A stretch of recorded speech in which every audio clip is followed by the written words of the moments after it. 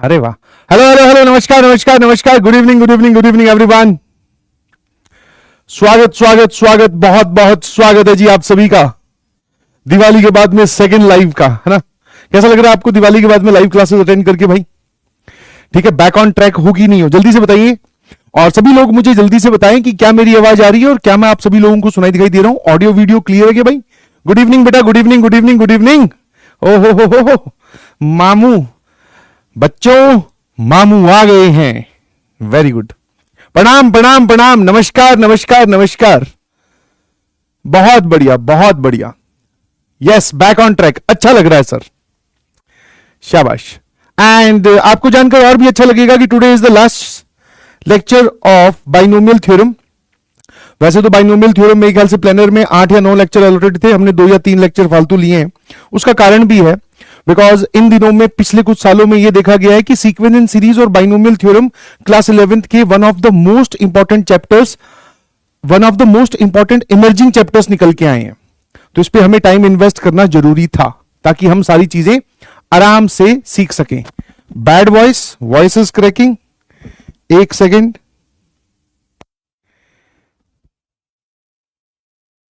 अब जरा देखना, अब देखो,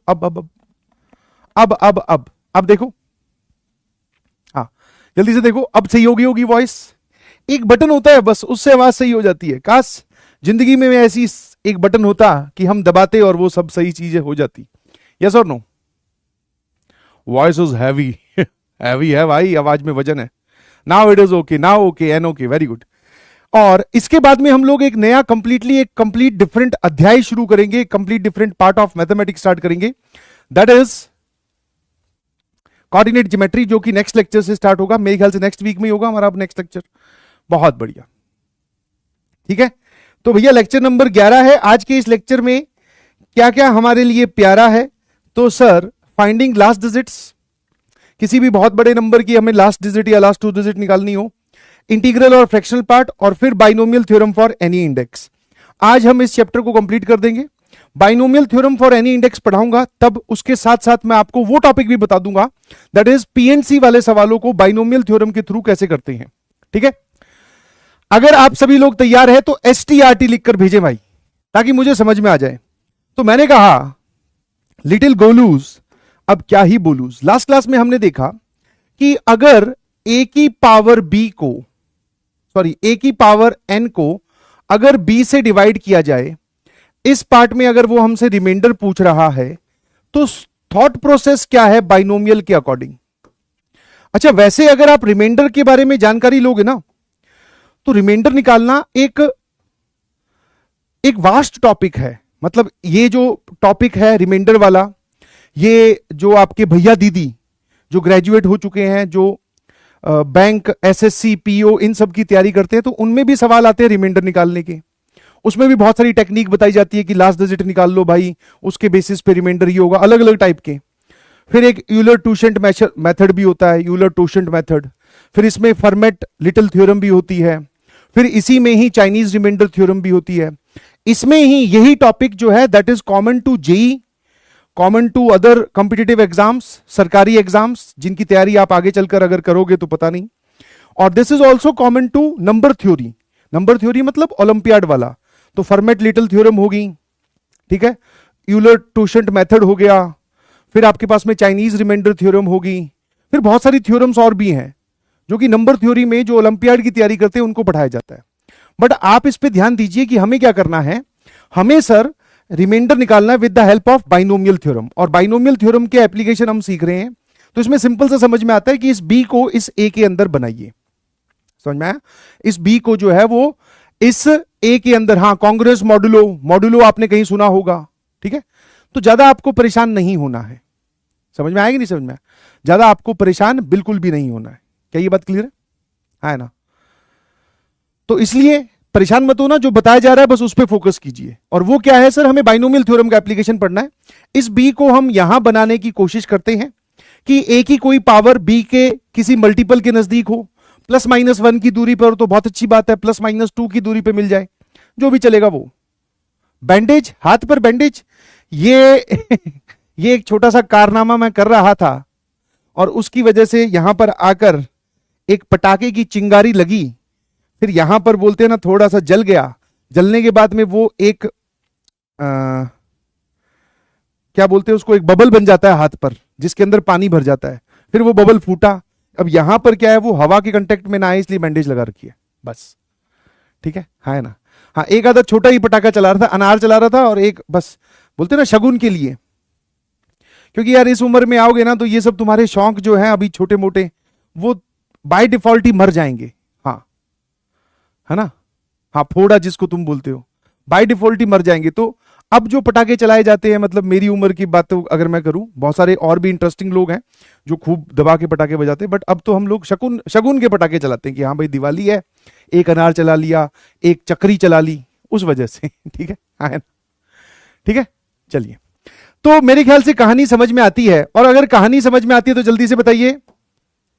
हाँ, क्या आंसर आ रहा है इसका?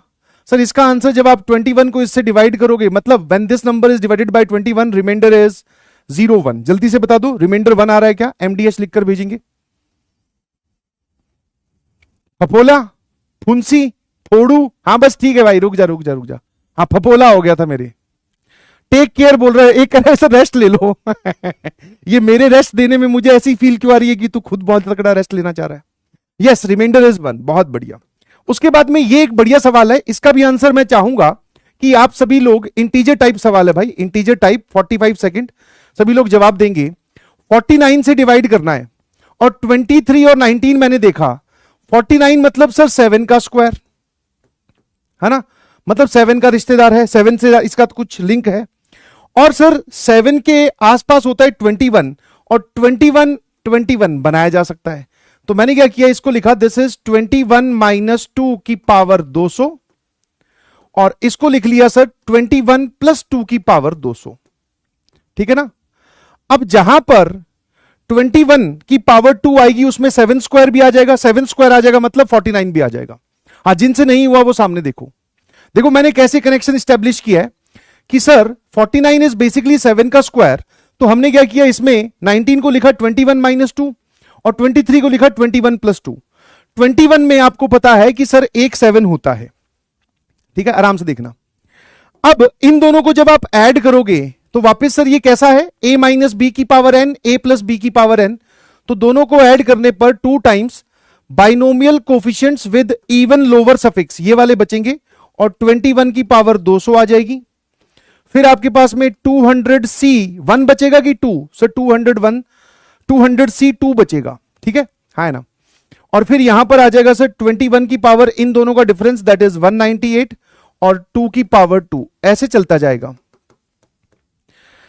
और लास्ट टर्म जो आपको देखने को मिलेगी सर वो होगी, या second last term that is 200c 198, 21 की पावर 2 और 2 की power 198, and last will be 200c 200 2 की पावर 200। पहले यहां तक एग्री करो कि हां इन दोनों को ऐड करने पर यही आएगा।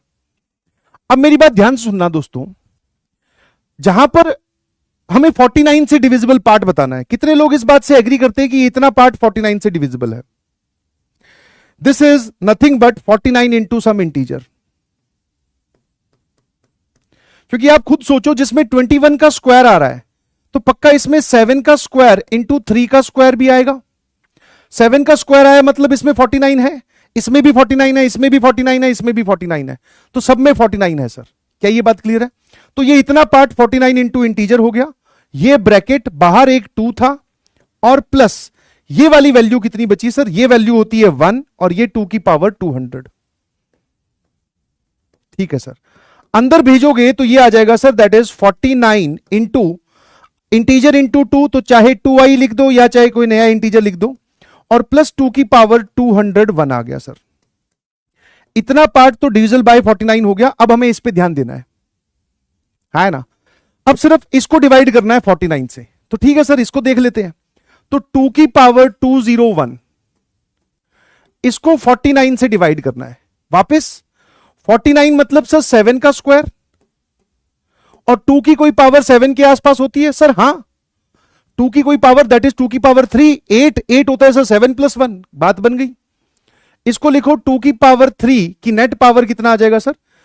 6 3 18, और 2 बचा 7 3 जा 21 और इसको 49 से डिवाइड कर रहे हैं तो सर ये आ गया 8 को लिखा 7 + 1 की पावर 67 होल डिवाइडेड बाय 49 है ना। बस खेल खत्म हो गया सर खेल। इसको आप ओपन करोगे तो सर ये आएगा 67C0 7 की पावर 67 सर 49 से डिवाइड कर रहे हो मतलब 7 की पावर 2 जहां तक आए तो 67C 65 7 की पावर 2 फिर 67C 66 दैट इज 7 की पावर 1 और यहां पर आएगा 67C 67। क्या ये इतना पार्ट डिविजिबल बाय 49 हो गया? सॉरी इतना नहीं, इतना। क्या मैं इसको फिर से 49 इंटू सम इंटीजर प्लस इसकी वैल्यू क्या होती है सर? ये होती है 67 इंटू 7 और इसकी वैल्यू होती है सर 1। अब हमें इस पूरे नंबर को 49 से डिवाइड करना है। खेल खत्म सर, ये तो हो गया। तो 49 से डिवाइड कर रहे हो मतलब इस इतने पार्ट को 49 से डिवाइड कर दो, ठीक है, हाँ है ना। तो हमारा फाइनल आंसर क्या बचा, क्योंकि इतने पार्ट में तो 49 आ गया अब इतना, दैट इज 67 इंटू 7 प्लस 1, इसको हम 49 से डिवाइड कर रहे हैं तो यहां पर भी 49 यहां पर भी 49। देखना भाई, चाहो तो इसको सिंप्लीफाई करके एक नंबर में कन्वर्ट कर लो और फिर डिवाइड कर लो, मुझे उससे कोई लेना देना नहीं है। पर ये रिमाइंडर दिखाई दे रहा है? हाँ सर। अब मैंने क्या किया, एक 7 उड़ा दिया और 7 9 जा कितना होता है सर? 63। तो यहां पर रिमाइंडर आएगा सर 4, है ना। तो यहां पर इसका रिमाइंडर आ गया 4, बट मैंने ऊपर नीचे एक 7 कैंसिल किया है तो मुझे इससे मल्टीप्लाई करना पड़ेगा एक 7 से, तो रिमाइंडर आ जाएगा सर यहां पर 28 और यहां पर रिमाइंडर आया 1। तो FNF आप क्या कहलाओगे सर? Sir remainder is 29। अब कितने लोगों को यह बात समझ में आई भाई कि पहले मैंने एक 7 कैंसिल करके 67 को 7 से डिवाइड करके रिमाइंडर 4 निकाला, फिर 4 मैंने आंसर नहीं दिया। पिछली क्लास में लॉजिक बताया था कि 70 को जब 4 से डिवाइड करते हो तो रिमाइंडर 2 होता है, 1 नहीं होता। 28 + 1 दैट इज 29। देख लेते हैं भाई कितने % जनता का सही जवाब है। 2 और 9 29, 62% जनता का सही जवाब है। मतलब सर ये एक बढ़िया सवाल हो गया, ठीक है। ये कैसा सवाल हो गया? बढ़िया, मतलब इसको घर पे जाकर आप रीअटेम्प्ट करोगे, इसमें मैक्सिमम जनता उलझी है। Anybody having any trouble? SMJ yes, participate करें। फिर ये वाला सवाल, इसमें भी मैं आपको एक पोल करने के लिए दूंगा भाई। 45 सेकंड, सिंगल करेक्ट का क्वेश्चन है।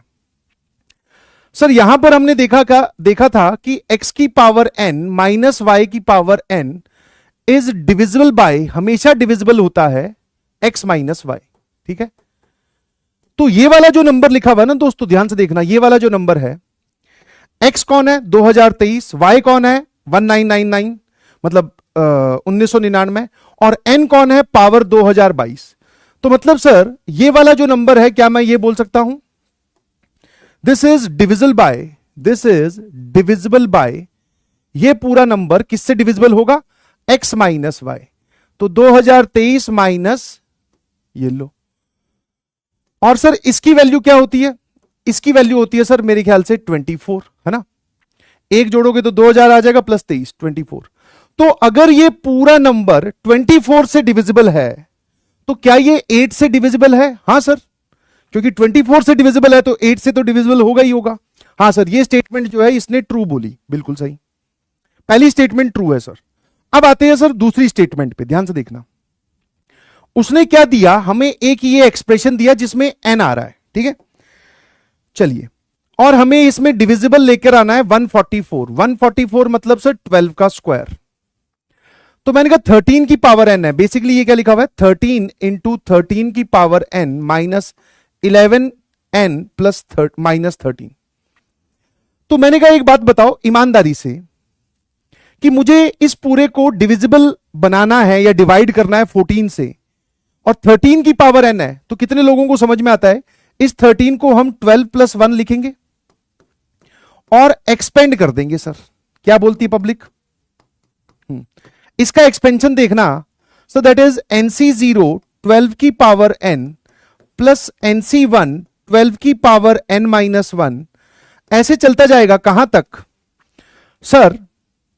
जहां पर 12 की पावर 2 आए, तो NCN माइनस 2 12 की पावर 2 प्लस NCN माइनस 1 12 की पावर 1, और लास्ट में आएगा बेटा NCN, और बाहर लिखा हुआ है 13, और माइनस के बाद में 11N माइनस 13। ठीक है भाई, है ना? अब मेरी बात ध्यान से सुनिएगा प्लीज। क्या ये इतना पार्ट जहां तक 12 की पावर 2 आ रही है, क्या मैं ये बोल सकता हूं ये इतना पार्ट 144 से डिविजिबल है? हां सर। ये वाली वैल्यू क्या आएगी? NCN minus 1 is basically sir N into यहां क्या लिखा हुआ है sir 12 plus NCN is basically 1। इस पूरे के बाहर क्या था सर? दैट इज 13, और माइनस के बाद में 11N माइनस 13। अब इस 13 को अंदर भेज, तो 144 इंटू 13 इंटू आई प्लस ये कितना हो जाएगा sir? That is 12 into 13 into N plus ये कितना हो जाएगा sir? 1 into 13, this is 13 minus 11N minus 13। तो ये 13 और ये 13 तो कैंसिल हो गया। इन दोनों में से आप n कॉमन ले लो, तो ये आ गया भाई 144 इंटू 13 इंटू आई प्लस, देखते रहना आराम आराम से, 12 into 13 into N minus 11N, तो 12 into 13 into N minus 11N। ठीक है, ये पूरा एक्सप्रेशन बन गया। ठीक है, अब मुझे एक बात बताओ सर, ये इतना पार्ट तो 144 से डिविजिबल है, इसकी टेंशन मत लो, इसके बारे में कुछ सोचते हैं। मैंने कहा बहुत आसानी से सोचा जा सकता है, इसको सॉल्व कर लो। दैट इज 13 इंटू 12 कितना हो जाएगा सर? 6, 2 और 3, और ये लो सर 156। 156 माइनस 11 ये कितना आ गया सर? ये आ गया आपके पास में 5, 4। मैं कुछ गड़बड़ कर रहा हूं क्या?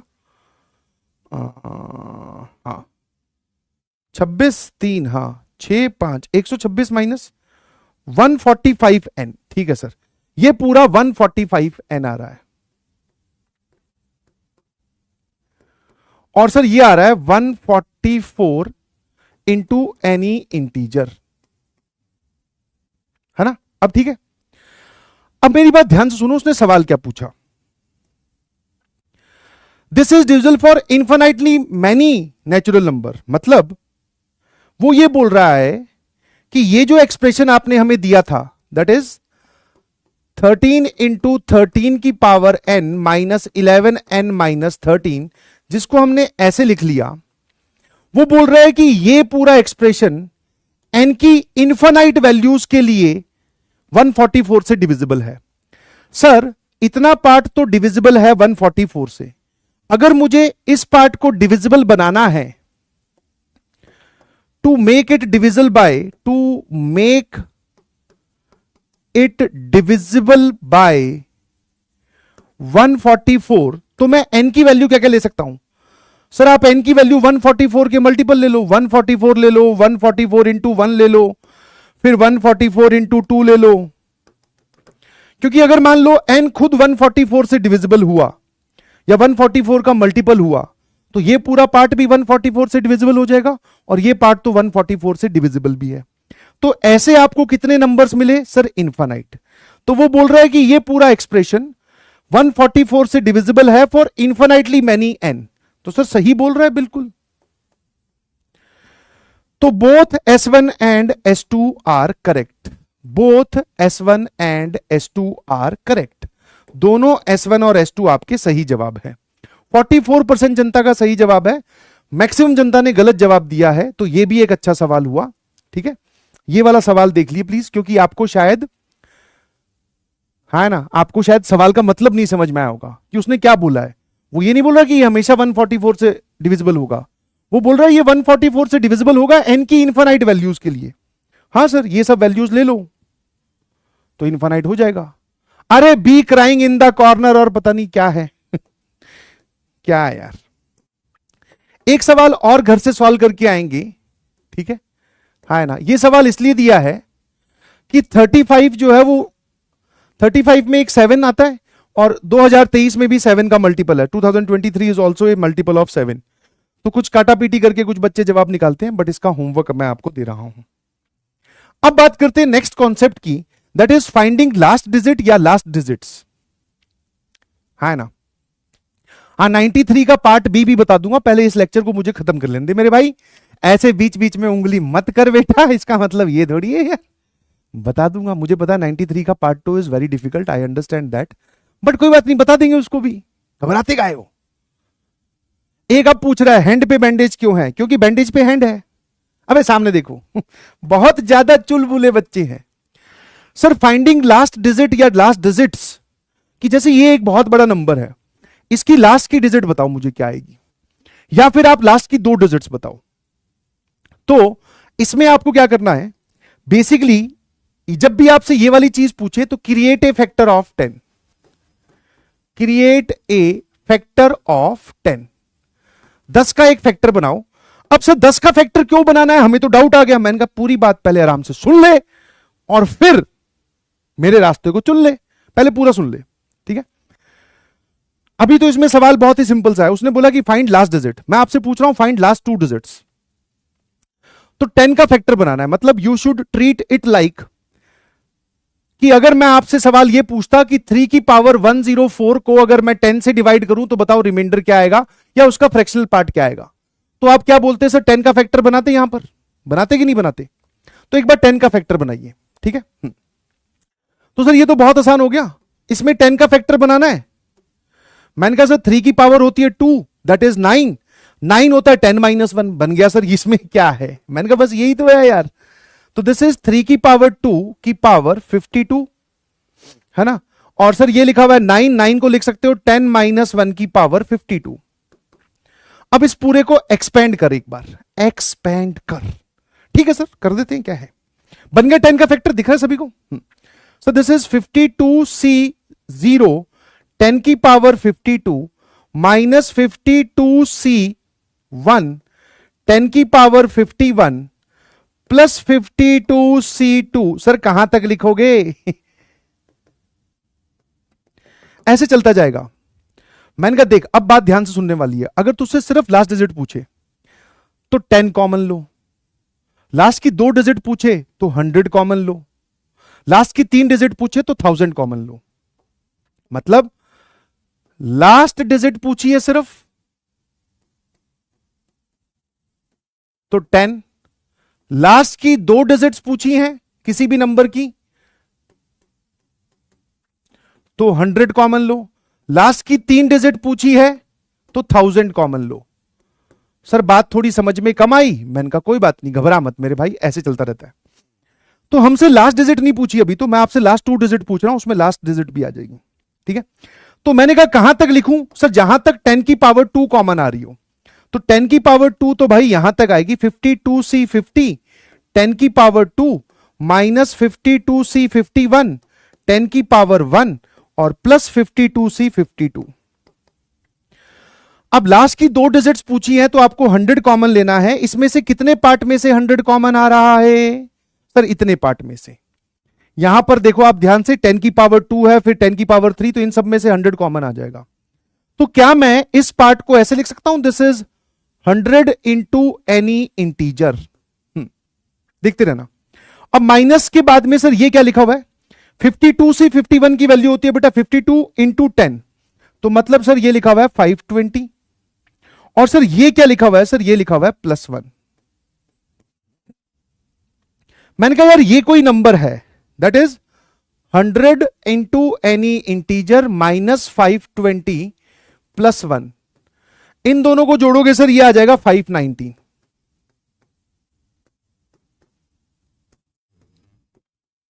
और मुझे इस पूरे इंटीजर की लास्ट की 2 डिजिट्स चाहिए। मजेदार बात यह है, तो आप ऐसा अगर सोच रहे हो कि सर हमें तो पता ही नहीं है कि ये इंटीजर कौन है, तो मैंने कहा इसके बगैर भी काम हो जाएगा। सोचना जरा आराम से, जब मैं किसी भी इंटीजर को 100 से मल्टीप्लाई करूंगा तो सर लास्ट में पक्का 2 डिजिट 0 आएंगी। हाँ सर 100%। मैंने कहा कैसे, sir any integer multiplied by 100 तो लास्ट की 2 डिजिट्स तो 0 होंगी। अच्छा माइनस के बाद में यहां लिखा हुआ है 519, है ना। अब हमें आगे वाला पार्ट नहीं पता, जानने की जरूरत भी नहीं है, और आपको अब लॉजिकली ये भी क्लियर हो गया होगा कि लास्ट की 2 डिजिट जब पूछी जाती है तो 100 क्यों कॉमन लेना है, क्योंकि सर इस इंटीजर की जब 100 से मल्टीप्लाई करोगे तो ये देखो ये 2 डिजिट आ गई यहां पर, और ये हमने सिंप्लीफाई कर लिया। ठीक है, अब इसको घटा दो, तो जैसे ही घटाओगे 10 minus 9 sir that is 1, 9 minus 1 that is 8। अब इसका आगे का सर हमें नहीं पता, तो आगे का तो पूछा भी नहीं था, तो लास्ट की 2 डिजिट्स क्या आ गई sir, this is units place digit and this is tens place digit. ठीक है, तो इसका जो जवाब आएगा सर दैट इज 81। समझ गए? अब अगर मान लो सर आप हमसे सिर्फ लास्ट के डिजिट पूछते तो मैं सिर्फ 10 कॉमन लेता, तो सर लास्ट की डिजिट आ जाती 1। अगर मान लो इसी सवाल में मैं आपकी लास्ट की 3 डिजिट पूछूं तो आप जाओगे जहां तक 1000 कॉमन आ जाता है। इस इतने पार्ट में आप लिख सकते हो this is 1000 into any integer. अब इस पूरे की न्यूमेरिकल वैल्यू निकालो, पॉजिटिव आ रहा है तो ऐड करो, नेगेटिव आ रहा है तो सब्ट्रैक्ट करो, कैरी लेकर जैसे आप करते हो। तो मेरे ख्याल से काम एकदम क्लियर हो जाएगा, है ना? तो I hope this is clear to everyone. अच्छा, एक छोटी सी चीज, मैंने कहा ना ये सब जो हम चीजें पढ़ रहे हैं ये सब नंबर थ्योरी का भी पार्ट है, and number theory is the part of olympiad, और ओलंपियाड एक बहुत बड़ा सेगमेंट है। तो जैसे सिर्फ लास्ट डिजिट निकालने के लिए आप साइक्लिसिटी का भी यूज कर सकते हो। साइक्लिसिटी का मतलब क्या है, सिर्फ लास्ट डिजिट, लास्ट की 2 डिजिट पूछे तो बाइनोमियल थ्योरम, लास्ट की 1 डिजिट पूछे तो साइक्लिसिटी भी यूज कर सकते हो आप, लास्ट की 3 डिजिट पूछ रहा है तो बाइनोमियल थ्योरम। तो मैंने आपको कंप्लीटली बाइनोमियल थ्योरम तो बता ही दिया।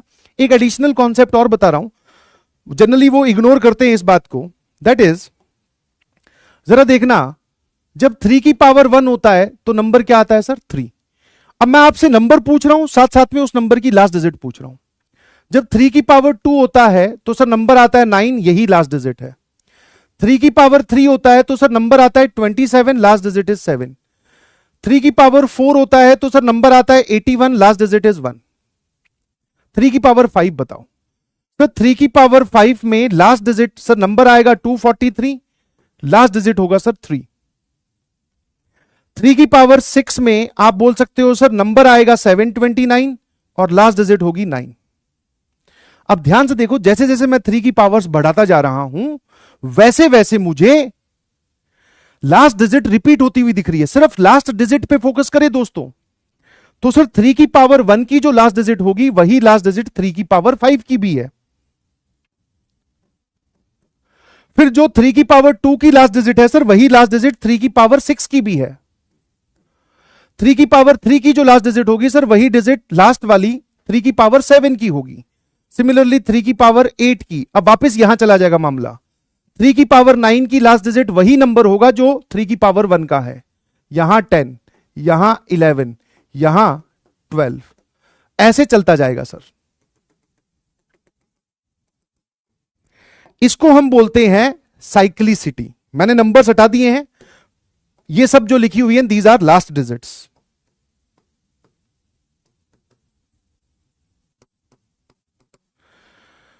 ठीक है सर, एक बात बताओ, ये जो नंबर्स पावर में बैठे हैं ये किस प्रकार के हैं सर? ये नंबर्स हैं 3 की पावर में जो जो है 1, 5, 9, 4 का डिफरेंस है सर। मतलब सर ये सारे के सारे नंबर्स हैं 4n+1 टाइप के, है ना? 4n+1 टाइप के हैं। तो ये जो दूसरे वाले नंबर्स हैं दैट इज 2, 6, 10 जो 3 की पावर में बैठे हैं ये सारे 4n+2 टाइप के हैं। सिमिलरली सर ये वाले जो नंबर हैं 3, 7, 11 ये 4n+3 टाइप के हैं, और ये वाले जो नंबर हैं 4, 8, 12 ये सारे 4n टाइप के हैं। तो अब अगर मैं 3 की पावर में कोई भी नंबर रख दूं और मैं उस नंबर की आपसे सिर्फ और सिर्फ लास्ट डिजिट पूछूं तो क्या आप मुझे बता सकते हैं वो लास्ट डिजिट? हां सर, मैंने क्या किया यहां पर इस सवाल के हिसाब से जो अभी हमने देखा 104 लिख दिया। क्या लिख दिया? 104, है ना? तो सर 104 किस टाइप का है? 104 कौन सी कैटेगरी में लाई करेगा सर? 104 जो है that is of the type 4n। अगर 3 की पावर में जो नंबर आपने लिखा है वो अगर 4n टाइप का है तो उसकी लास्ट डिजिट 1 होगी सर। तो यहां पर आप बोल सकते हो लास्ट डिजिट इज 1। सिंपल। 3 की पावर में सर आप मान लो ऐसा लिख देते हो दैट इज 78, तो इस नंबर का मुझे नहीं पता, बट इसकी लास्ट डिजिट क्या होगी। तो वापस नंबर का पैटर्न पहचानो। सर ये जो नंबर है ये है 4n+2 टाइप का। अब 4n+2 टाइप के नंबर्स जब पावर में बैठते हैं तो लास्ट डिजिट आती है सर 9। खेल खत्म। तो सिर्फ लास्ट डिजिट के लिए आप साइक्लिसिटी का यूज कर सकते हो। साइक्लिसिटी मतलब कि साइकिल में चल रहा है सर, ये मामला रिपीट हो रहा है। I hope this is clear to everyone. But ये काम सिर्फ लास्ट डिजिट के लिए वैलिड है भाई, और बाइनोमियल थ्योरम वाली चीज ये सबके लिए वैलिड है। एसएमजे लिखकर भेजिएगा अगर बात समझ में आई तो। क्लियर है? बोलो। हाँ, तो इसीलिए आप 47 की पावर 193 की लास्ट डिजिट बताइएगा प्लीज।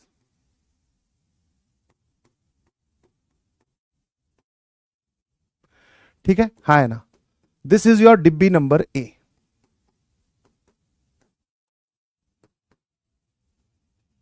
ठीक है।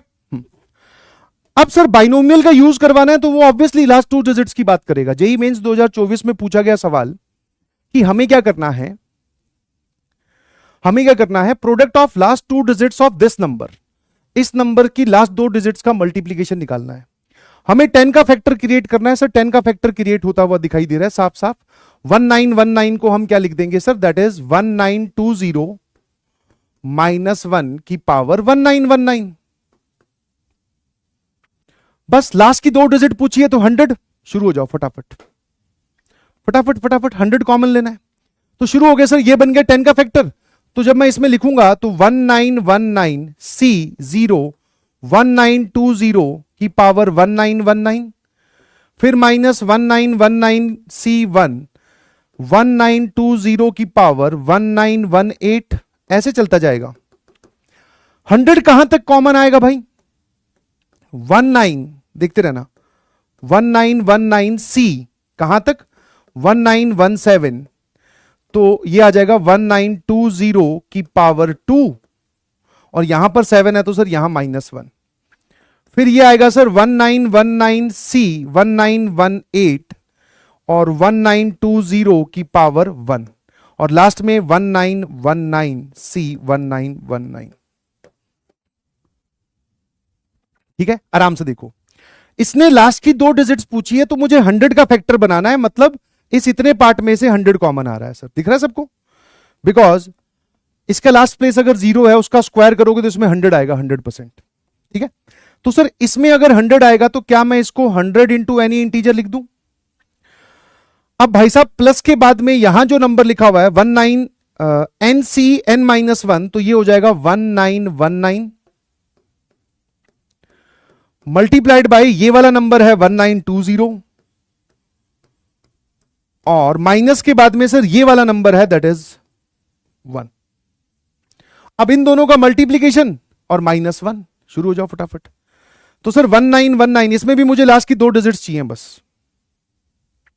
ठीक है, तो 1919 को मैं 1920 से अगर मल्टीप्लाई करूं तो 0000, 9 इंटू 2 18, 2 और 1 3, फिर 9 इंटू 2 18, 2 और 1 3, फिर यहां पर आ जाएगा सर कितना, 9 9 जा 81, 9 और 8 17। मुझे जानने की जरूरत नहीं है क्योंकि सर ये आएगा 0, ये आएगा 8 और ये कुछ आएगा। तो ये नंबर आ रहा है सर कितना, सम नंबर इंटू 80 -1 प्लस सम नंबर इसके लास्ट में 00। ठीक है, हाँ है ना? ठीक है भाई, चलिए। तो सर इसमें से ये घटाओगे अगर आप, तो इस पूरे नंबर की लास्ट डिजिट क्या हो जाएगी भाई? ऑब्वियसली सर 7 9 और ये लो, प्लस सम नंबर लास्ट की 2 डिजिट सर ये रही 0। अब जब आप इन दोनों को जोड़ोगे तो 100% सर लास्ट की 2 डिजिट्स तो 7 9 ही रहेगी, उसके आगे का नहीं पता। अब 9 इंटू 7 लास्ट की 2 डिजिट्स का उसने मल्टीप्लीकेशन पूछा है, तो फाइनल आंसर इज 63। इतना कैलकुलेट करने के बाद में भी कुछ बच्चों ने गलती कर दी थी, उन्होंने आंसर 79 ही टिक कर दिया। बट ये मैथमेटिक्स है दोस्तों, है ना? प्रोडक्ट ऑफ लास्ट 2 डिजिट्स पूछा है, मतलब लास्ट की 2 डिजिट्स का मल्टीप्लीकेशन पूछा है। तो 7 इंटू 9 दोनों को मल्टीप्लाई करके आपको 63 बोलना है। कितने लोगों को बात समझ में आया? एसएमजे लिखकर भेजो। हाँ, इसमें 69 या 79 आपको फिल करके नहीं आना था। ठीक है, अब आते हैं सर हम अगले पार्ट पर। बहुत ही सिंपल सा एप्लीकेशन है, थोड़ा सा रटने वाला ज्यादा है। रटने वाला मतलब जैसे आप कोई फॉर्मूला या कोई कॉन्सेप्ट याद करते हो वैसे इसके स्टेप्स याद कीजिएगा प्लीज। ठीक है, तो इसलिए मैं यहां पर आपको लिख के बोलूंगा कि रिमेंबर एज रिजल्ट क्या इसके स्टेप्स, कि क्योंकि इसमें रटा रटाया काम करना होता है। ठीक है, इसमें क्या करना होता है बेटा? रटा रटाया काम है। धीरे धीरे सीख जाओगे, 2-3 सवाल करेंगे इतने में, और हर एक चीज को मैं आपको एकदम एक्सप्लेनेटरी मोड में बताने वाला हूं। वो क्या बोल रहा है, पहले सवाल समझो कि सर, अच्छा आई होप आपको ये चीज पता होगी, जैसे 2.78 लिखता हूं तो सर एक होता है इसका ग्रेटेस्ट इंटीजर और एक होता है इसका फ्रैक्शनल पार्ट। सर ये इसका इंटीग्रल पार्ट है दैट इज 2 और ये इसका फ्रैक्शनल पार्ट है दैट इज 0.78। तो ये 2.78 कहलाता है ना? तो ये कोई नंबर है जिसका इंटीग्रल पार्ट ये है और इसका फ्रैक्शनल पार्ट ये है। इंटीग्रल पार्ट निकालने के लिए आप ग्रेटेस्ट इंटीजर का यूज करते हो और फ्रैक्शनल पार्ट निकालने के लिए आप कर्ली ब्रैकेट का यूज करते हो। ठीक है ना? क्या ये बात क्लियर है? तो अब क्या होगा सर, हमें एक बहुत बड़ा नंबर दे दिया गया दैट इज √2 + 1। बहुत बड़ा तो नहीं, इसका बोल रहा है कि इंटीग्रल पार्ट बताओ। इंटीग्रल पार्ट बताओ मतलब कि इसको सॉल्व करेंगे तो ये एक इररेशनल वैल्यू है ऑब्वियसली, इसकी पावर 6, तो इसका इंटीग्रल पार्ट कितना होगा वो बताइए। तो ठीक है सर, फिर फ्रैक्शनल पार्ट के बारे में भी कुछ जानकारी मानी है, तो आई पूछो या फिर वो आई को ऐसे भी पूछ सकता है बॉक्स के अंदर दैट इज √2 + 1 की पावर 6। और ये बॉक्स कौन सा है बेटा? ग्रेटेस्ट इंटीजर फंक्शन वाला है। ठीक है, क्या करना होता है, जो भी एक्सपेंशन आपको दे रखा है उसका कॉन्जुगेट एक्सपेंशन आप खुद कंसीडर करो। मतलब सर, मैं इनका मतलब बताता हूं, देख। कॉन्जुगेट एक्सपेंशन का मतलब क्या है कि तुझे दे रखा है कि √2 + 1 की पावर 6। आई और एफ बाद में देखेंगे, ये तुझे दे रखा है, इसका एक्सपेंशन एक बार देख क्या होगा। सर ये हो जाएगा 6c0 √2 की पावर 6, फिर 6c1 √2 की पावर 5, फिर 6c2 √2 की पावर 4, ऐसे चलता जाएगा। ये एक्सप्रेशन तो आपको सवाल में दे रखा था, इसका नेगेटिव वाला खुद कंसीडर करो।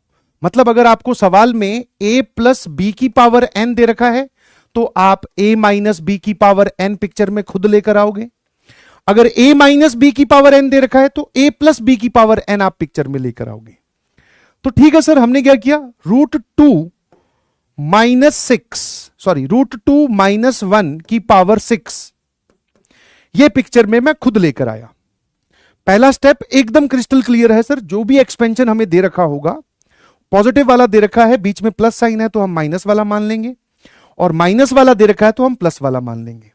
एक बार इसके वर्टिकली नीचे इसका एक्सपेंशन लिखो इसका, तो सर ये आएगा 6c0 √2 की पावर 6 - 6c1 √2 की पावर 5, फिर 6c2 √2 की पावर 4 और फिर अगली टर्म नेगेटिव। ठीक है, ये गिवन, ये हमने खुद माना।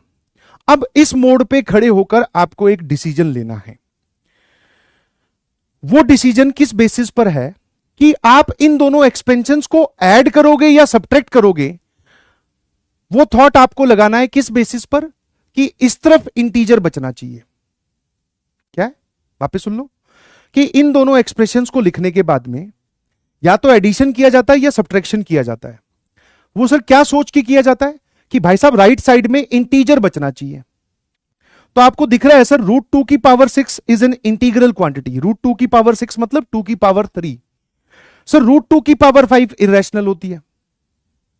√2 की पावर 4 ये फिर से इंटीजर है क्योंकि ये 2 की पावर 2 लिखा हुआ है।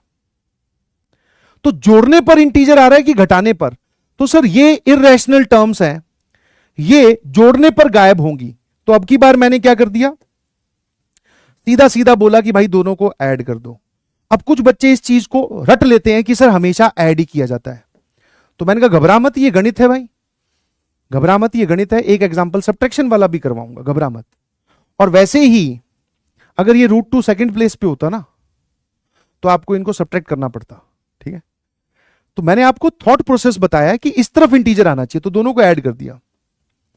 तो √2 + 1 की पावर 6 और √2 - 1 की पावर 6, इस तरफ देखना क्या हुआ सर, जिसकी वजह से टर्म इररेशनल बन रही थी वो सारे गायब हो गए।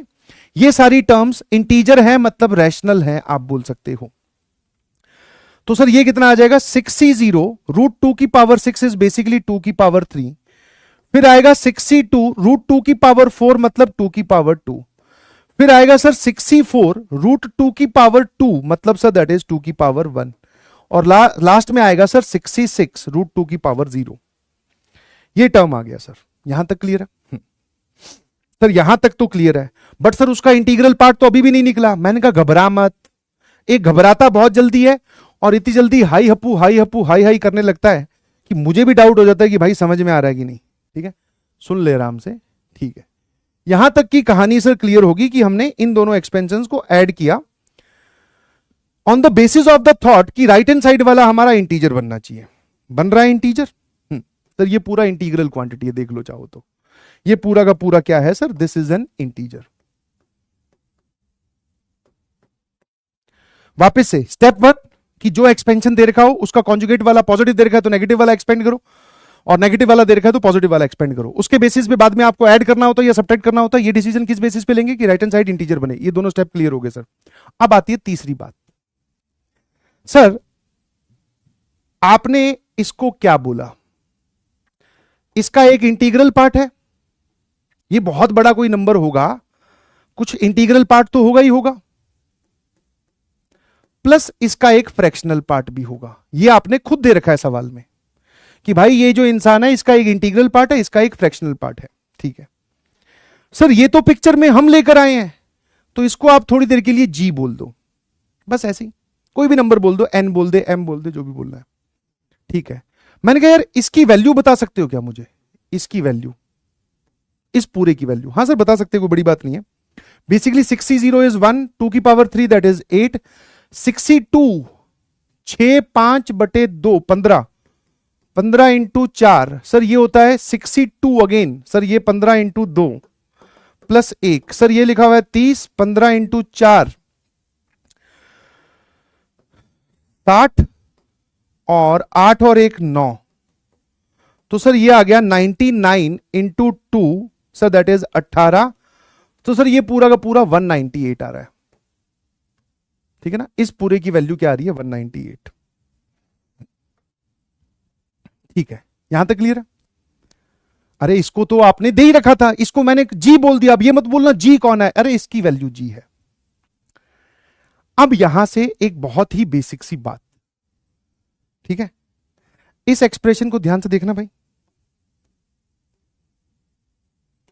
ऐसे ही एक यहां पर एग्जांपल बताता हूं, यहां पर लिखा हुआ है 7, यहां लिखा हुआ है F प्लस G, यहां पर लिखा हुआ है मान लो 198, या फिर यहां पर लिखा हुआ है 17। सर ये एक इंटीग्रल क्वांटिटी है और इस तरफ एक इंटीग्रल क्वांटिटी है, क्या मैं ये बोल सकता हूं F प्लस G की वैल्यू भी एक इंटीजर होगी? F प्लस G की वैल्यू भी एक इंटीजर होगी। कितने लोगों को यह बात समझ में आती है कि हां sir F plus G is also an integer? Sir logic, और मैंने कहा ये भी इंटीजर है, ये भी इंटीजर है, इस इंटीजर को इधर ले जाकर घटाएगा तो 198 माइनस एनी इंटीजर, तो sir F plus G is an integer. इन दोनों का सम एक इंटीजर आएगा। ठीक है, है ना? अब किसी भी नंबर का फ्रैक्शनल पार्ट हमेशा 1 से छोटा या 0 से बड़ा होता है। ठीक है, always remember this thing, note, ये आप नोट भी कर लो और इसको रट भी लेना कि किसी भी नंबर का फ्रैक्शनल पार्ट 1 से छोटा या 0 से बड़ा होता है। मतलब कभी भी वो आपको फ्रैक्शनल पार्ट की बात करेगा तो that is always greater than equal to 0 and less than 1। ये बात हमेशा सत्य है।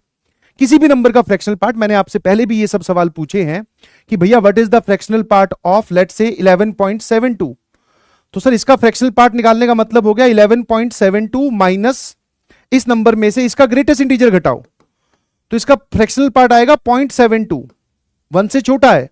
सर जीरो किस केस में आएगा? जब आप फ्रैक्शनल पार्ट ऑफ किसी इंटीजर का फ्रैक्शनल पार्ट पूछते हो तो जीरो आता है, इस वजह से जीरो पर इक्वलिटी है।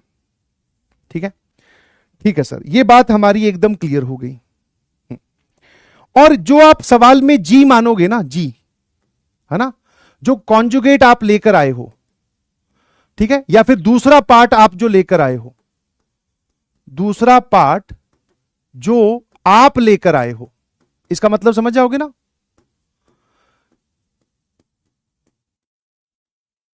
ये जो जी है ये मैं ही तो लेकर आया हूं, सवाल में तो थोड़ी था, ये देखो दिस इज जी। तो जो दूसरा पार्ट लेकर आए हो वो भी 1 से छोटा होगा। देख ले, यहां पर मैं डायरेक्टली बोल सकता हूं क्योंकि ये सवाल बनते ही इस बेसिस पर है, ये सवाल जो है ये बनते ही इस बेसिस पर है कि वो दूसरे वाला पार्ट भी 1 से छोटा ही होगा। ठीक है, हाँ है ना, तुम सवाल बनाने वाली कैटेगरी में मत जाओ। क्या आपको यहां पर दिखाई दे रहा है कि √2 - 1 की पावर 6 ये भी 0 और 1 के बीच में है ना? यहां पे आराम से देख ले बेटा, √2 - 1 की पावर 6, सर ये होता है 1.414, तो बेसिकली दिस इज 0.414 की पावर 6। हाँ सर, ये नंबर 1 से छोटा और 0 से बड़ा होगा। तो ये जो दूसरा पार्ट आप लेकर आओगे ये भी 1 से छोटा और 0 से बड़ा होगा। फ्रैक्शनल पार्ट तो बाय डिफॉल्ट होता ही होता है, और जो दूसरा कंपोनेंट आप लेकर आओगे वो भी ये। अब मैंने कहा मुझे f प्लस जी चाहिए, क्या चाहिए? f प्लस जी। तो जब जब आपको f प्लस जी चाहिएगा तो इन दोनों को ऐड कर दो कि f 1 से छोटा और 0 से बड़ा, और g जो है वो 1 से छोटा और 0 से बड़ा। तो जैसे ही मैं दोनों को ऐड करूंगा, सर यहां पर दोनों 2 से छोटे और इनका एडिशन 0 से बड़ा। ये फ्रैक्शनल पार्ट तो चलो 0 हो भी सकता है, बट ये g कभी 0 होगा नहीं, तो ये क्वांटिटी हमेशा 0 से बड़ी आएगी और 2 से छोटी आएगी। और कुछ कुछ सवाल जिसमें आपको सब्ट्रैक्शन करना पड़े राइट हैंड साइड में इंटीजर बनाने के लिए, तो जब अगर मान लो, वो भी काम यहीं पे बता देता हूं कि अगर आप इसको घटाते तो यहां आता माइनस साइन, यहां आता माइनस साइन, मतलब सर यहां माइनस साइन, यहां माइनस साइन, तो f माइनस जी भी इंटीजर ही बोलते, बट f माइनस जी की रेंज क्या होती? तो यहां पर आप मुझे f माइनस जी भी बताओ कि अगर f 0 से 1 है और g 0 से 1 है तो f प्लस जी 0 से 2, f माइनस जी क्या होगा? तो कुछ बच्चे बोलते हैं सर डायरेक्टली इनको सब्ट्रैक्ट कर दो, 0 में से 0 गया, 1 में से 1 गया, तो 0 से बड़ा 0 से छोटा। मैंने कहा नहीं, इनइक्वालिटी सेम डायरेक्शन में ऐड की जा सकती है, सब्ट्रैक्ट नहीं की जा सकती। तो f माइनस जी बनाने का तरीका क्या है सर? f को तो ऐसे ही रहने दो, इस पूरे को एक नेगेटिव साइन से मल्टीप्लाई कर दो, तो सर ये आ जाएगा -1, साइन ऑफ इनइक्वालिटी रिवर्स हो जाएगी। अब दोनों को ऐड कर दो तो f माइनस जी जो है वो 1 और -1 के बीच में होगा। अब इसको चाहो तो आप रट लो, ठीक है। आगे आने वाले जितने भी सवाल हैं उसमें you can use this as a result directly, कि फ्रैक्शनल पार्ट 1 और 0 के बीच में होता है, जो कंपोनेंट हम मान के लाएंगे वो पक्का 1 और 0 के बीच में होगा। मैं हर सवाल में आपको चेक करवा दूंगा। सर 1 से बड़ा हो जाए तो मैंने कहा सवाल बनाने वाले पार्ट पे मत जा भाई तू, जितने भी सवाल तेरे सामने आएंगे और जितने भी सवाल इस टॉपिक के बनाए जाते हैं वो 0 और 1 के बीच में ही होते हैं, घबरा मत। बोले ठीक है सर। f प्लस जी हमेशा 0 से 2 के बीच में, f माइनस जी -1 से 1 के बीच में। ये वो चीज है जो आपको हमेशा रिक्वायरमेंट रहेगी इस चीज की, दिस इज रिक्वायर्ड पार्ट, तो इसलिए इसको आप ध्यान रखेंगे, ठीक है। अब आओ अपने वापस उस कहानी पर। f प्लस जी एक इंटीजर है और हमने अभी भी पता किया कि सर f प्लस जी 0 और 2 के बीच में है। कैसे पता चला सर? ये रहा। अब इन दोनों बातों को एक साथ पढ़ना जरा, कि 0 और 2 के बीच में साथ में एक इंटीजर है, तो ये कौन सा इंटीजर होगा सर? 0 और 2 के बीच में भी होना चाहिए और एक इंटीजर भी होना चाहिए, दैट मीन सर पक्का ये 1 ही होगा। तो f plus g is always 1, ठीक है। ये लिखा हुआ है i, ये लिखा हुआ है सर 198। तो सर यहां से i की वैल्यू कितनी आ गई? ये 1 इधर जाएगा, दैट इज 197। इस पूरे का इंटीग्रल पार्ट है जी 197।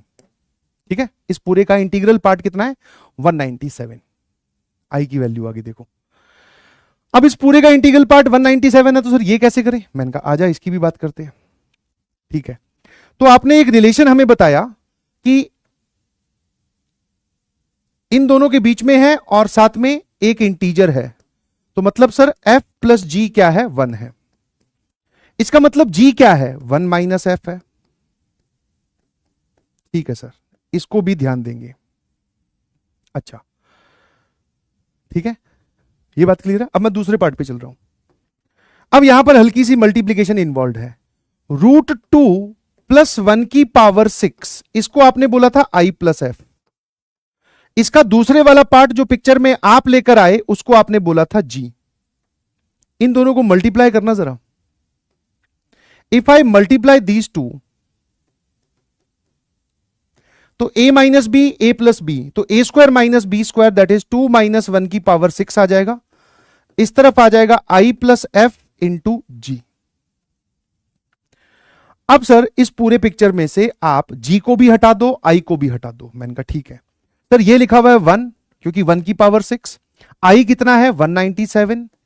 सर ये कितना है, ये है f। g की वैल्यू क्या है सर, g की वैल्यू है 1 माइनस एफ। चलिए अब यहां से आप इसको मल्टीप्लाई करो और मुझे आंसर बताओ। तो सर जब ये 1 इससे मल्टीप्लाई होगा तो 1 बराबर this is 197 plus F minus F, जब दोनों से मल्टीप्लाई होगा तो minus 197 F minus F square. अब एक काम करो, इस टर्म को भी उधर, इन दोनों का एडिशन भी उधर, तो ये आ जाएगा सर एफ स्क्वायर।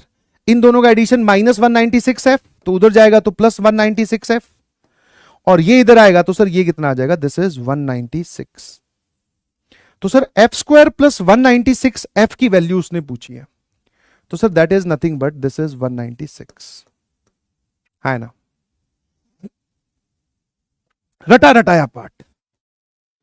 अगर मैं इस पूरे प्रोग्राम की आपको समरी दूं, क्योंकि अगला सवाल आपको खुद करना है, तो समरी क्या है भाई, a प्लस बी की पावर n आपको दे रखी होगी, जिसके i और f की बात करेगा।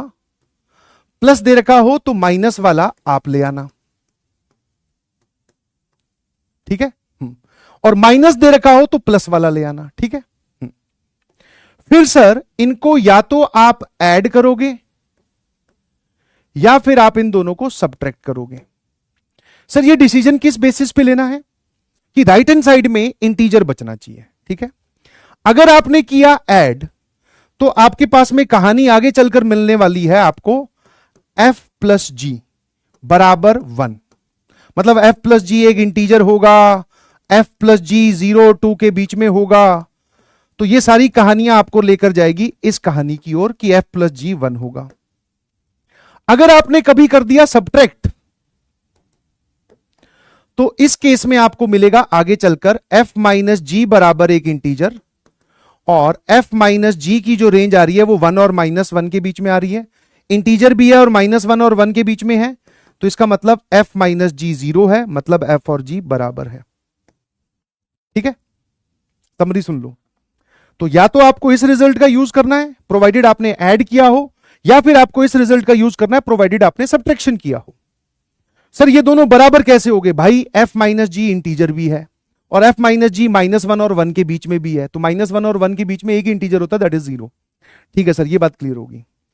उसके बाद में क्या करना है, मैंने कहा उसके बाद में कुछ नहीं, एक फाइनल स्टेप बचता है, इन दोनों को फाइनली क्या करना है, आपको मल्टीप्लाई करना है, बस खेल खत्म, ठीक है। और ये जो आपने f प्लस जी की वैल्यू निकाली है, f माइनस जी की वैल्यू निकाली है, ये आप उस ओरिजिनल एक्सप्रेशन में पुट कर दो जहां पर भी f माइनस जी बन रहा है, जहां पर भी f प्लस जी बन रहा है। सर थोड़ा कच्चा पक्का समझ में आया, तो मैंने कहा ले अगला सवाल।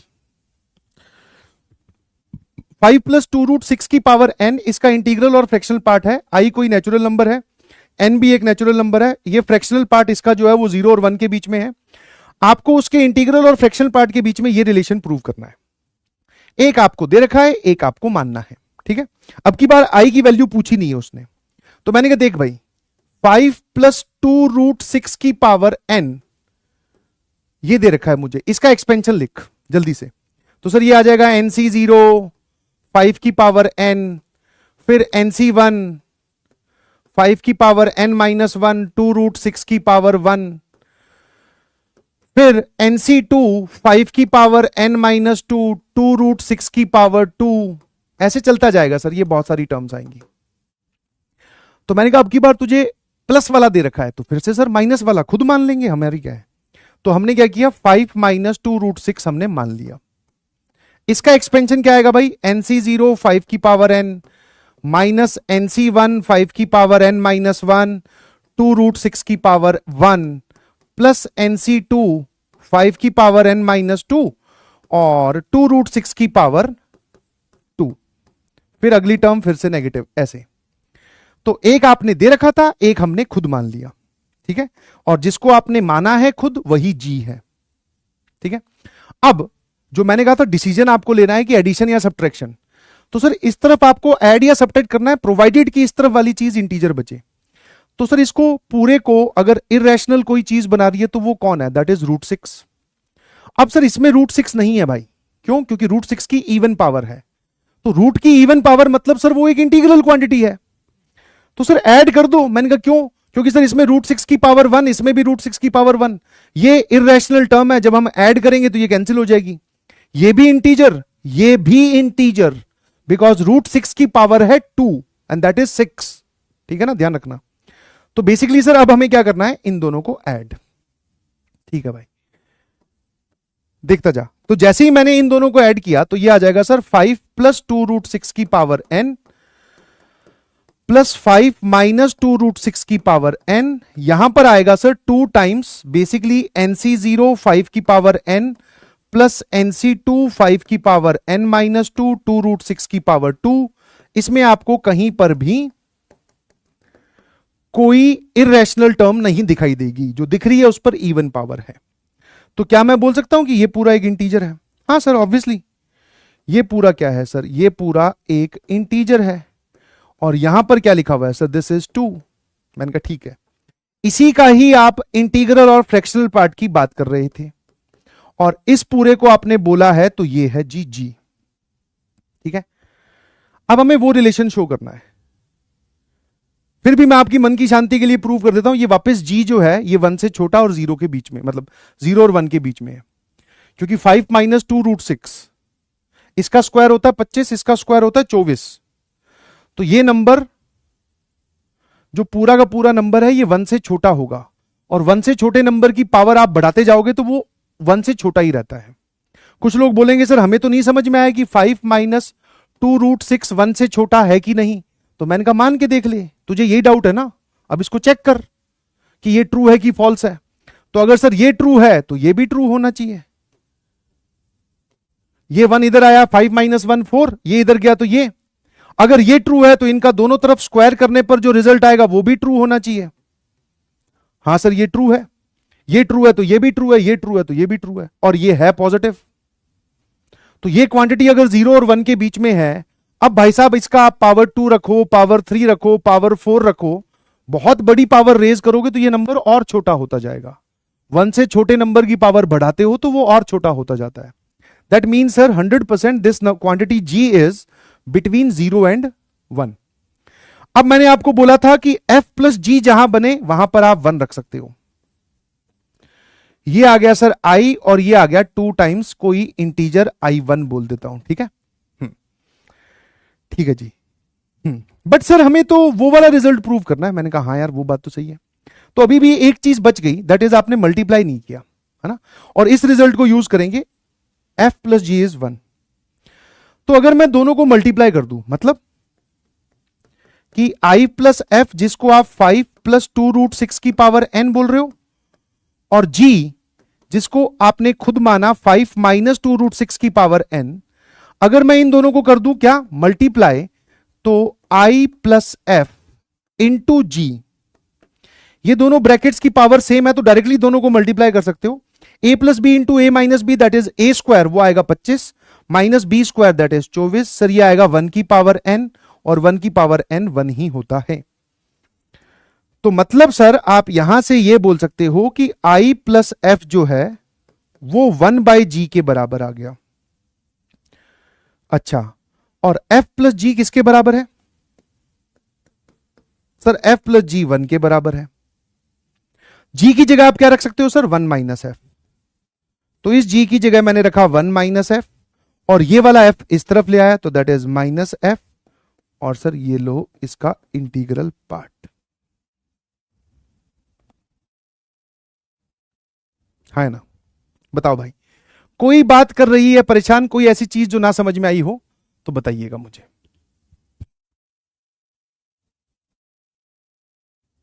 बोलो बोलो, क्लियर है?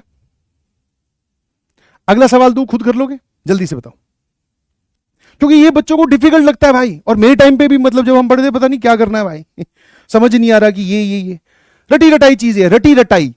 समझ में मैंने क्यों बोला इसको शुरू में जब टॉपिक स्टार्ट किया कि रार है भाई, रार है, कुछ सोचने वाली बात ही नहीं है सर। ले फिर एक और कॉन्सेप्ट ये ले, हाथ आजमाओ इस पे। अगला अगला,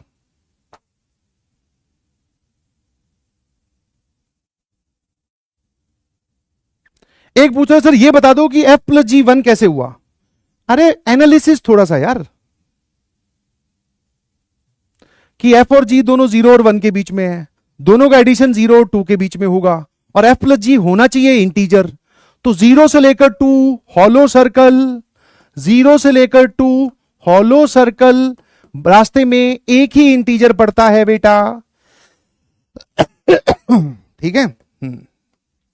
चलिए,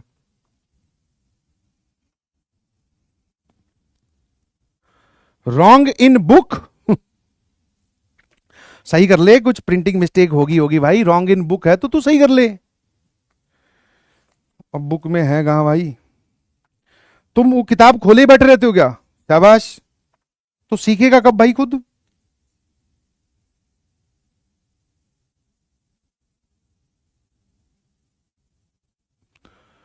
मैंने कुछ गड़बड़ कर दिया? एक बार देखना जरा इसकी वैल्यू, इसकी वैल्यू भाई, आई की वैल्यू 197 आ रही है, बिल्कुल सही।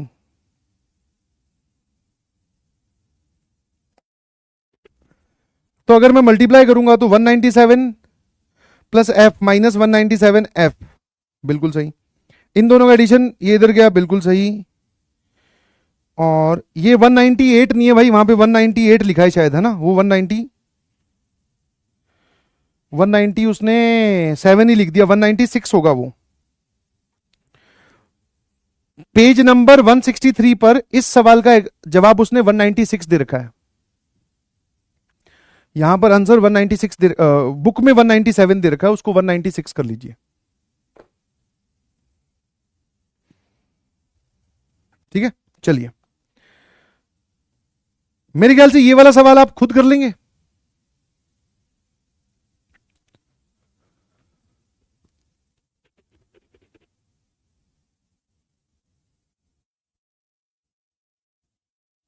एक पूछ रहे ये जेई के लिए है क्या, और बेटा हम किसके लिए पढ़ रहे हैं?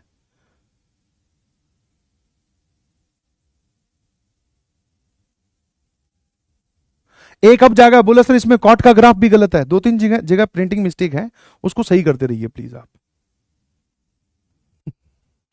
ठीक है, ये आपका होमवर्क है, करके आइएगा ट्राई। ये वो वाला चीज है जिसमें आपको सब्ट्रैक्शन करनी पड़ेगी, ठीक है हाँ, फिर फटाफट इस सवाल को सोचो। इस पे मैं आपको एक timeless pole single correct they रहा हूं, जल्दी से सोचो क्या है। हम्म,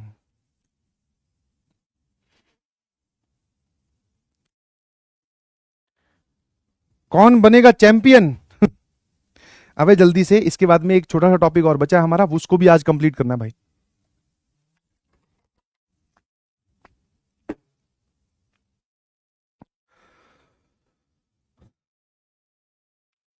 अबे डिब्बी डिस्कशन भी दे दूंगा भाई, तुम मेरे इतना पीछे क्यों पड़े हो यार? क्या तुम्हें मैं अच्छा नहीं लगता क्या इतना बुरा हूं मैं मां, यूं तो मैं घबरा जाता हूं। चलिए, समझने और सुनने वाली बात यह है दोस्तों, अब ये पोल कहां से, अरे यार ए है आंसर। अब इसकी चैट भी ऑफ नहीं कर सकते। अच्छा, ग्रेटेस्ट इंटीजर मतलब इसका इंटीग्रल पार्ट की बात हो रही है। कौन सा इवन है कौन सा ऑड है? अरे यार एक बात बता, मतलब 8√3 प्लस 13 की पावर 13 है, ठीक है ना। तो इसको अगर आप एक्सपेंड करोगे तो 13C0 8√3 की पावर 13 प्लस 13C1 8√3 की पावर कितना आ जाएगा 12 इंटू 13 की पावर 1 प्लस 13C2 8√3 की पावर आ जाएगा 11 और 13 की पावर 2, ऐसे चलता जाएगा। अगर आपको एक एक्सप्रेशन का इंटीग्रल पार्ट निकालना है, बेसिकली इसका मतलब क्या हुआ सर, इसका इंटीग्रल पार्ट, ठीक है। तो सर एक सवाल के बारे में सोचते हैं, इसका नेगेटिव वाला हमने कंसीडर किया, तो सर ये कितना आ जाएगा 13C0 8√3 की पावर 13 माइनस 13C1 8√3 की पावर 12 13 की पावर 1 प्लस 13C2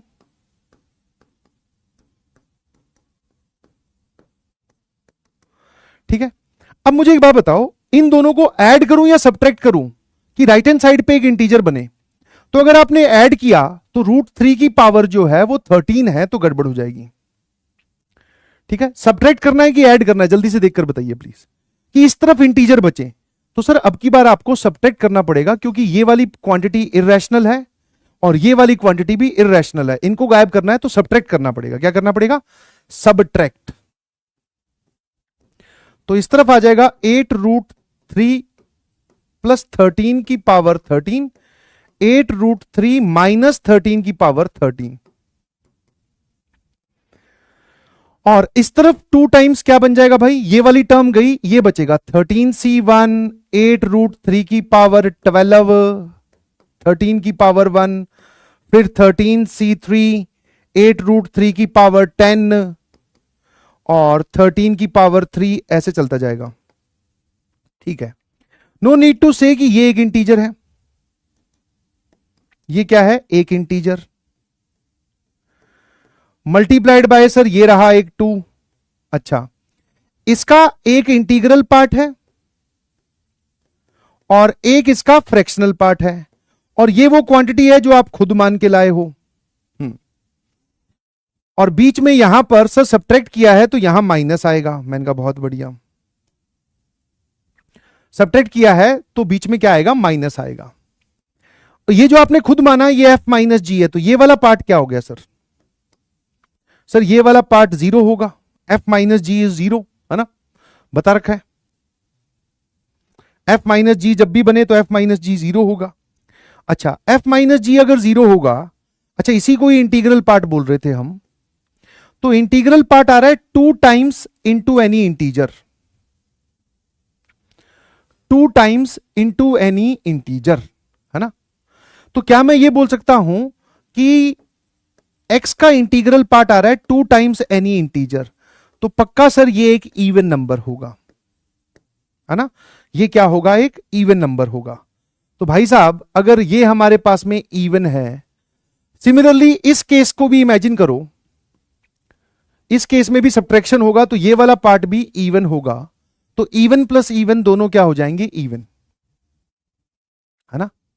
कैसा लगा?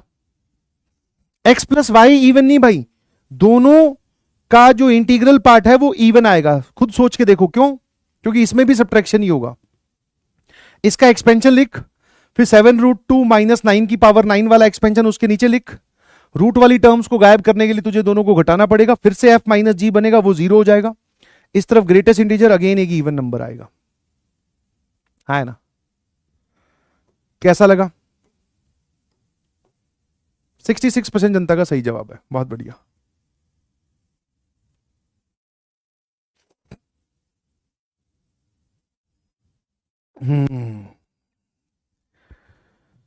चलिए अब हम बात करते हैं binomial theorem for any index. When I से इंडेक्स, इंडेक्स का मतलब होता है पावर। अब तक आपने जितने भी एक्सपेंशंस देखे जिसको हम बाइनोमियल एक्सपेंशन बोलते हैं, बाइनोमियल मतलब दो के लिए a प्लस बी की पावर n, अब तक इस n पे कंस्ट्रेंट क्या था? इस n पे कंस्ट्रेंट था कि सर ये सिर्फ नेचुरल नंबर होना चाहिए।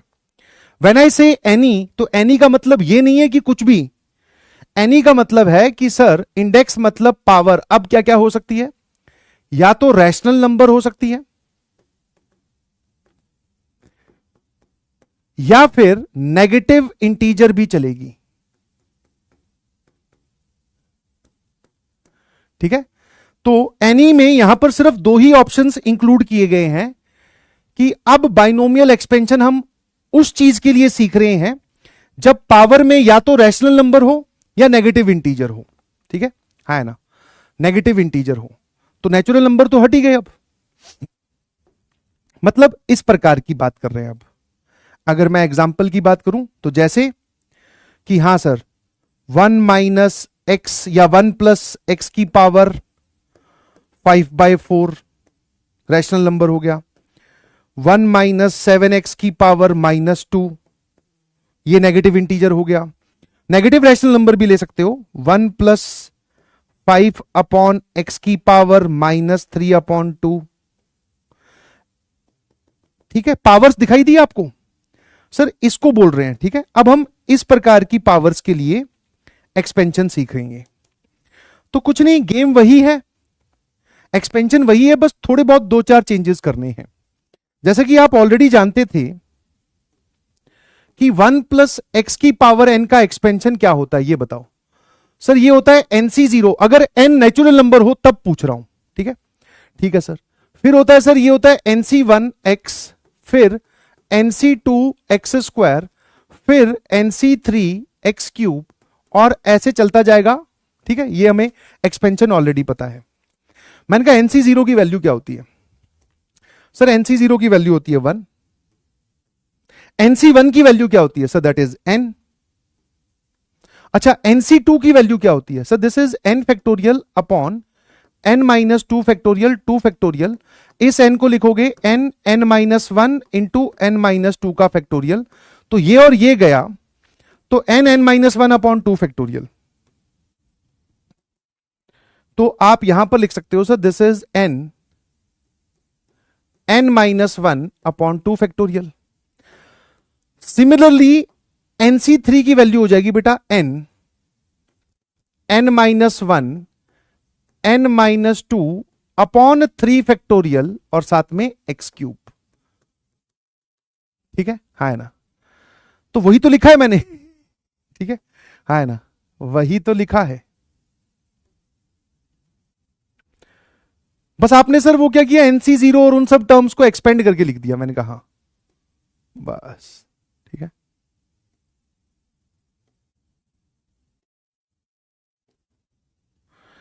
ठीक है ना? मतलब NC0 की जगह आपने सर 1 लिख दिया, NC1 की जगह आपने n लिख दिया, NC2 की जगह आपने n-1 अपॉन 2 फैक्टोरियल लिख दिया। अब ये जो है ये बन गया बेटा binomial theorem for any index. Sir हैं? मैंने कहा ये जो n यहां प्रेजेंट है, this n can be a rational number और नेगेटिव इंटीजर, दोनों हो सकता है। ठीक है, binomial theorem for any index कहां से आया? सर अगर n रैशनल नंबर हुआ तो आपको मतलब इसको याद रखने का तरीका है। बेसिकली ये जो सीरीज जहां से आई है, again this is from Maclaurin and Taylor series. ठीक है, सभी सीरीज का जो बोलते हैं ना बाप ऑफ ऑल द सीरीज है, वो मैक्लॉरेन और टेलर सीरीज ही है। ठीक है, फिर सर इसमें नंबर ऑफ टर्म्स होती है इनफाइनाइट।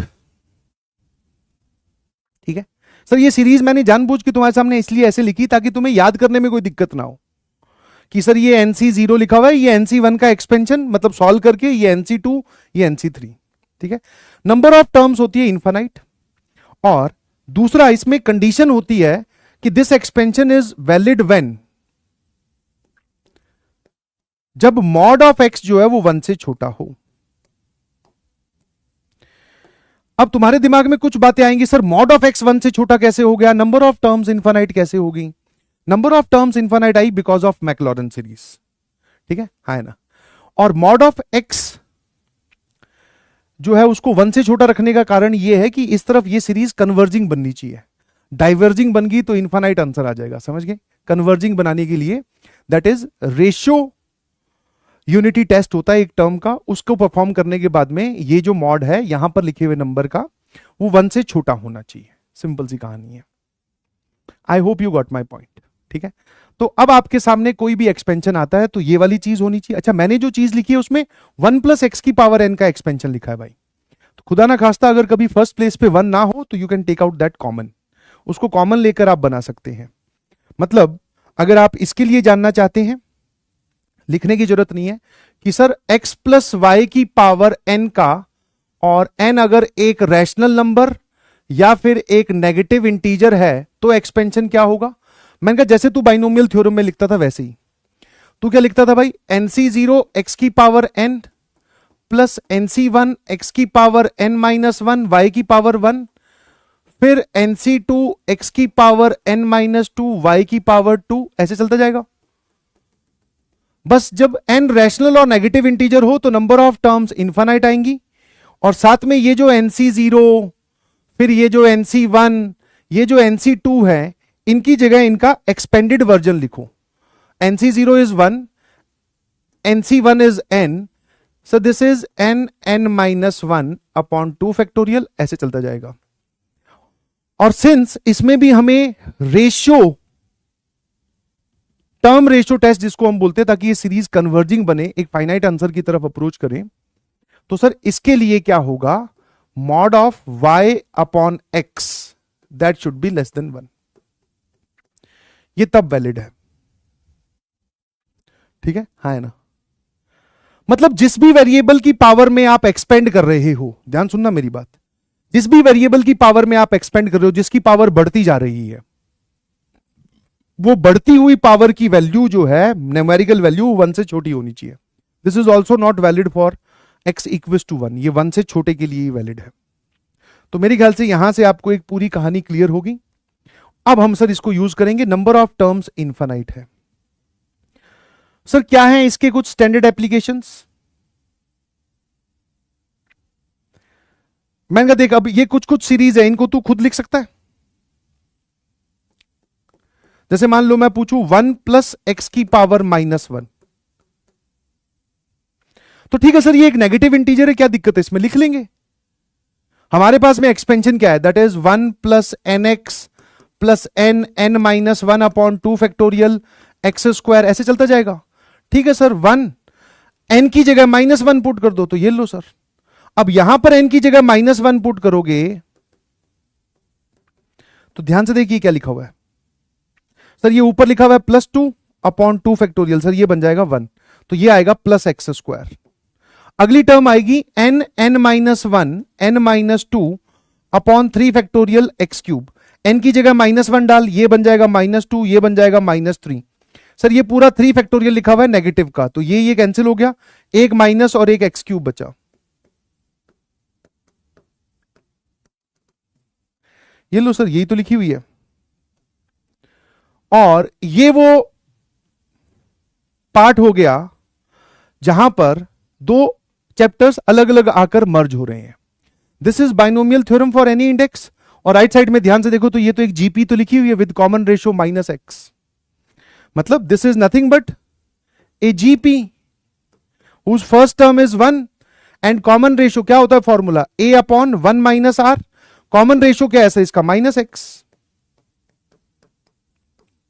तो यही तो लिखा हुआ है।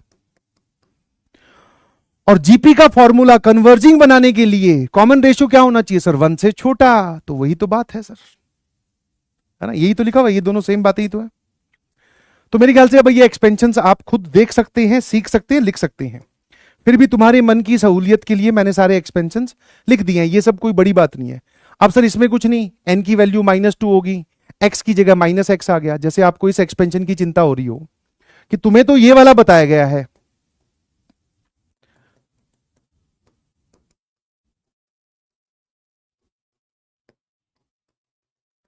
अब सर इसकी मदद से ये कैसे लिखे, तो मैंने कहा पहले तो देख भाई x की जगह माइनस एक्स रख दिया और n की जगह -2 रख दिया, तो n की जगह -2, x की जगह -x, n की जगह -2, यहां -2 -1 -3 और इसकी जगह -x। अब देखिए क्या लिखा हुआ है, ये लिखा हुआ है सर 1 + 2x, तो ये रहा सर, ये 2 और ये 2 कैंसिल हो जाएगा, ये क्या बचेगा सर, नेगेटिव नेगेटिव पॉजिटिव, ये बचेगा 3 और ये x², तो ये लिखा हुआ 3x²। अगला आ जाएगा 4x³ तो करा वहीं से गया है। ठीक है, बस सारी टर्म्स एक साथ लिख दी ताकि तुम्हें ये डाउट ना आए, अब तुम्हें खुद लिखना आना चाहिए। अब बात करते हैं सर इसके एप्लीकेशन की। ठीक है, तो बहुत ही आसानी तरीके से सर हमने इसको सीख लिया कि ये binomial theorem for any index कब इस्तेमाल करना है, जब पावर में ऐसे लोग बैठे हों। ठीक है, आ जाइए रैपिड फायर राउंड, फटाफट देखते हैं, रैपिड फायर राउंड फटाफट देखते हैं कि वो हमें क्या बोल रहा है। Find the 4th term of this expansion, इस एक्सपेंशन की चौथी टर्म बताओ। सर बिल्कुल बता देंगे, क्या बड़ी बात है, ध्यान से देखना। तो सर ये जो पहले वाला पार्ट है, इसमें फर्स्ट प्लेस वाला वेरिएबल 1 है, कोई बात नहीं, अगर मान लो यहां कुछ होता भी तो मैं उसको कॉमन ले लेता, मैं फर्स्ट प्लेस वाले वेरिएबल को 1 बना लेता, नहीं भी होता तो सर ये लिखा हुआ है 1 - 2x की पावर, रैशनल नंबर है,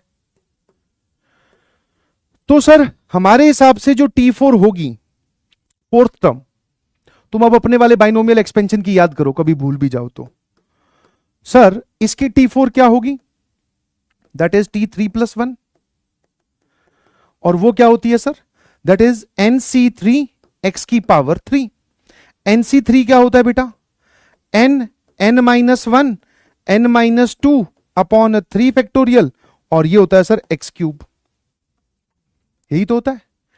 अब आपको साफ साफ दिखाई दे रहा है कि n की जगह किसने ले ली, 3/2 ने, और x की जगह कौन आ गया, -2x, बस फिट कर दो इस पूरे में, जहां जहां n दिख रहा है वहां पर 3/2, तो this is 3/2 3/2 -1 and this is 3/2 -2 upon कितना फैक्टोरियल, 3 फैक्टोरियल, और x की जगह आ गया बेटा -2x, तो -2x का क्यूब। लो सर खत्म, ये इसकी 4th टर्म है, इसको थोड़ा सिंप्लीफाई कर लो, क्या दिक्कत है। ऊपर क्या लिखा हुआ है सर, 3/2 फिर 1/2 और फिर -1/2, है ना, तो सर ये कितना हो गया, -3/8, और नीचे लिखा हुआ है सर 6, ऊपर लिखा हुआ है सर -8 n-1 n-2 अपॉन, हाँ बिल्कुल सही, ये -8 और ये x³, ये और ये गया सर, ये आ जाएगा 2, सर बेसिकली ये x³ अपॉन 2 लिखी हुई है, देख लेना भाई। ठीक है, तो इस एक्सपेंशन की 4th टर्म सर ये रही x³ अपॉन 2। ठीक है, अगला सवाल ध्यान से पढ़ो, क्योंकि कई बार वो क्वेश्चन ये भी पूछता है कि अगर आप इस सीरीज को इन्फानाइट तक एक्सपेंड कर भी रहे हो तो कंडीशन क्या है x पे। ऑलवेज रिमेंबर दिस थिंग कि जिसकी पावर बढ़ती हुई आप लेके जा रहे हो, जिसकी पावर बढ़ती हुई आप लेके जा रहे हो उसका मॉडुलस 1 से छोटा होना चाहिए। इसमें भी अगर आपको पावर बढ़ती हुई किसकी, ध्यान से देखो किसकी दिखाई दे रही है, y अपॉन एक्स की पावर बढ़ रही है। इस पूरे में से x की पावर n कॉमन लेगा, इस पूरे में से अगर मैं x की पावर n कॉमन ले लूं तो यहां बचेगा 1, यहां कितना आ जाएगा सर, यहां पर आ जाएगा y अपॉन एक्स की पावर 1, फिर n-1 अपॉन 2 फैक्टोरियल, और यहां पर आ जाएगा y अपॉन एक्स की पावर 2।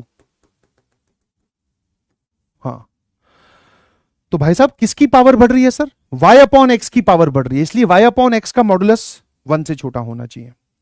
तो अगला सवाल जो आपसे पूछा है वो इसी बेसिस पे पूछा है, वो पूछ रहा है find the values of x for which this can be expanded as infinite series. इसको हम इनफाइनाइट सीरीज की तरह एक्सपेंड कर सकें, तो बताओ x की पावर क्या होगी। Values of x for which this can be expanded as infinite series in increasing powers of x, in increasing powers of x। ठीक है, अब सर ये लिखा क्या हुआ है, ध्यान से देखा हमने, तो सर ये तो ये लिखा हुआ है 1/5 प्लस 4x, डिनोमिनेटर में है, मैंने कहा घबराता काहे है, इसको ऊपर लेकर जा। तो 5 प्लस 4x की पावर, डिनोमिनेटर में था हाफ, न्यूमरेटर में कितना आ जाएगा, -हाफ। सर फर्स्ट प्लेस पे 1 बनाना है, 5 कॉमन ले लो, तो 5 की पावर -हाफ कॉमन आ गई, तो 1 प्लस 4x/5 बचा, पावर -हाफ। अब अगर आप इसको एक्सपेंड करोगे तो इस वेरिएबल की इंक्रीजिंग पावर बनेगी, ठीक है, और इसमें x बैठा है। तो कंडीशन क्या होनी चाहिए सर, इस पूरे की मॉडुलस वैल्यू 1 से छोटी होनी चाहिए। इसी चीज को आप ऐसे भी बोल सकते हो कि मॉड ऑफ x जो है वो 5/4 से छोटा होना चाहिए। 5 यहां, 4 यहां। इसका मतलब है सर आप बोल सकते हो कि x की वैल्यू 5/4 से छोटी और -5/4 से बड़ी, ठीक है ना। क्या ये बात क्लियर है? तो सर ये वाली वो रेंज आ गई जिसके लिए आप इसको इनफाइनाइट सीरीज की तरह एक्सपेंड कर सकते हो। अब देखो, आपने बहुत सारी यूट्यूब पे वीडियोस देखे होंगे कि स्क्वायर रूट ऑफ 10 की वैल्यू निकालने का तुम्हें एक तरीका बताता हूं, बहुत जोरदार है ना, और उस पर मिलियन मिलियन व्यूज भी होते हैं भाई, ठीक है ना। और ठीक है, अब जिन बच्चों को गणित का इतना एक्सपोजर नहीं है और उनके सामने कोई एक ऐसी चीज है, मैं उसको मतलब ऐसे नहीं क्रिटिसाइज नहीं कर रहा हूं, बट वो एक बड़ी अट्रैक्टिव चीज लगती है लोगों को कि 10 की वैल्यू हम निकाल ले रहे हैं सर स्क्वायर रूट की अप टू 2 डेसिमल प्लेसेस तक करेक्ट। और उस पर बहुत सारे लोग कमेंट कर रहे हैं वाह यार मजा आ गया। तो कुछ नहीं, दैट इज बाइनोमियल एक्सपेंशन और कुछ नहीं है। जैसे आपको क्या बोला गया, using binomial theorem calculate the square root of 10 up to 2 decimal places. और square root of 2, square root of 3, square root of 5 बच्चे याद कर लेते हैं, बट एक सवाल आया था कोऑर्डिनेट ज्योमेट्री का जेईई एडवांस 2018 में, जो इंटीजर टाइप था, मतलब न्यूमेरिकल टाइप, और उसमें आंसर आ रहा था, आर की रेडियस निकाली थी एक सर्कल की √10, और उसमें आपको वो आंसर भर के आना था, उसमें लिखा हुआ था correct up to 2 decimal places. समझ रहे हो कि एक सवाल आया, हम सर्कल पढ़ेंगे वो सवाल क्या था उस पर नहीं जा रहे हैं, बट उसका आंसर आया √10, और जेई वालों ने बोला हुआ था कि डेसिमल में भी आंसर भरने का आपके पास ऑप्शन होता है, तो बोले 2 डेसिमल प्लेसेस तक करेक्ट आंसर भरो, कि √10 की वैल्यू आपको करेक्ट पता होनी चाहिए, ठीक है। तो कभी मान लो फंस जाओ, रूट की वैल्यू ना याद आए, तो बाइनोमियल की मदद से भी आप निकाल सकते हो। कैसे सर, √10 तीसरा पार्ट, वैसे तो आपके पास में मेरे ख्याल से 3.162 होती है जहां तक मुझे याद है भाई ठीक है, ब्रेन इज नॉट ब्रेनिंग वेल, 3.162 या 3 ऐसा कुछ होता है, 3.16 ही होता है शायद, बट हम इसको बाइनोमियल थ्योरम की मदद से निकालते हैं। अब सर पावर हाफ है, अब जो वो जो वीडियो है ना उसकी तरह तुम्हें थोड़ा समझाता हूं थोड़ा सा, ठीक है दोस्तों। अगर आपको स्क्वायर रूट ऑफ 10 कैलकुलेट करना है तो सबसे पहले आप ये सोचें कि 10 के पास में नजदीक में ऐसा कौन सा इंटीजर आपको पता है जो परफेक्ट स्क्वायर होता है।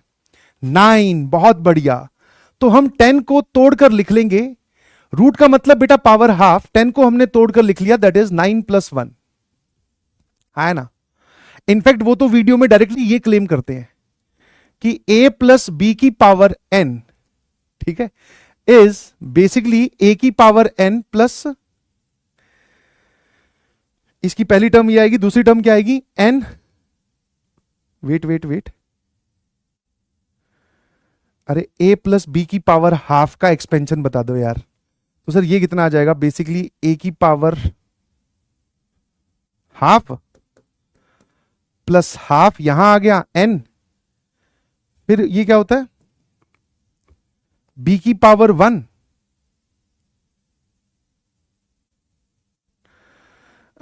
a की पावर n-1 और b की पावर 1, ये होता है ना सेकंड टर्म। अब n की जगह हाफ पुट करो, यहां पर हाफ पुट किया तो a चला जाएगा नीचे और b यहां आ जाएगा, बिल्कुल सही।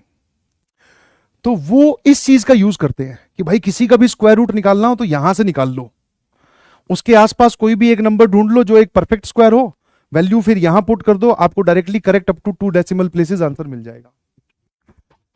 बाइनोमियल थ्योरम में तो यूज कर रहा है, बस वो आगे वाले जो टर्म्स है उनको नेग्लेक्ट कर दे रहा है, ठीक है। तो मैंने कहा देख तू क्या करेगा, √10 को ऐसे लिखेगा। अब सर हमें होता है कि हमें यहां पर फर्स्ट प्लेस का वेरिएबल 1 बनाना होता है, तो मैंने 9 कॉमन लिया, तो बाहर ऑब्वियसली 3 कॉमन आ जाएगा। अब मेरे ख्याल से आपको यह बात भी समझ में आ गई कि हमने इसके पास में एक परफेक्ट स्क्वायर क्यों ढूंढा, ताकि जब आप 9 को कॉमन ले रहे हो तो बाहर तो कम से कम एक इंटीजर पहुंच रहा है, 3 पहुंच गया बाहर, ये बन गया सर। अब मुझे ये साफ साफ दिखाई दे रहा है, दिस इज 1 प्लस एक्स की पावर n का एक्सपेंशन। कैलकुलेटर वगैरह से आप निकालते हो तो वो भी इसी चीज का यूज करके जवाब देते हैं भाई। दिस इज 1 प्लस एक्स की पावर n। अब आपको जितना एक्यूरेट आंसर चाहिए आप उतनी ज्यादा टर्म्स लिखो, 2 डेसिमल प्लेसेस तक, 3 डेसिमल प्लेसेस तक, 4 डेसिमल प्लेसेस तक अगर आपको √10 का आंसर सही चाहिए तो आप उतनी ज्यादा टर्म्स लिखिए। जैसे मैं इसको जब एक्सपेंड करूंगा तो मैं क्या लिखूंगा, 1 प्लस एन एक्स, एन की वैल्यू हाफ, एक्स कितना है 1/9, plus n, n minus 1 upon 2 factorial x square. ठीक है भाई, हाँ, और ऐसे ये इंफिनिटी तक चला गया। ठीक है, अब कुछ बच्चे क्या करेंगे, सर 2 डेसिमल प्लेसेस तक आंसर चाहिए तो हम एक काम करते हैं, ये 2 टर्म्स यूज कर लेते हैं। तो ठीक है भाई, मैं उसमें मना नहीं कर रहा हूं, 3 को अंदर भेजा तो ये आ जाएगा 3/18। ठीक है, और जो बच्चे ये 3 टर्म्स यूज करेंगे कि मैं सर शुरू की 3 टर्म्स कैलकुलेट कर लूंगा, तो आपका और एक्यूरेट आंसर आएगा। अगर आप शुरू की 4 टर्म्स यूज करोगे तो और एक्यूरेट, मतलब डेसिमल के बाद में भी आप एक्यूरेसी आप अपनी बढ़ा सकते हो, प्रोवाइडेड कि आप कितनी टर्म्स को कैलकुलेट कर रहे हो। जो इस 3 को कैलकुलेट करेगा तो उसका और अच्छा आंसर आएगा। बट 2 डेसिमल प्लेसेस तक करेक्ट आंसर आपको 2 टर्म से मिल जाता है। ठीक है, तो ये कितना आ गया भाई, दिस इज 3 प्लस 1/6। अब 1/6 कितना होता है भाई,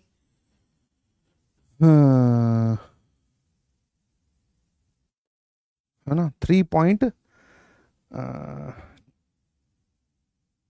पॉइंट के बाद में 1, हाँ, फिर कितना आएगा सर, 4, 36, 3.16। तो सर ये एक आंसर आ रहा है हमारे पास में 2 डेसिमल प्लेसेस तक। मैंने कहा एक्यूरेसी अगर बढ़ानी है तो आप 3 टर्म्स को लो, और बढ़ानी है 4 को लो, कोई दिक्कत नहीं है। बता भाई, कहानी समझ में आएगी नहीं। और वो जो मैंने वहां लिखा था वो भी यही है कि a प्लस बी की power half is basically a की power half plus b upon 2a की पावर हाफ। ठीक है, अब वो डायरेक्टली अगर आपको कोई ऐसा बोलता हुआ दिखाई दे रहा है तो वो कहीं और से नहीं, वो यहीं से लेकर आए उस चीज को।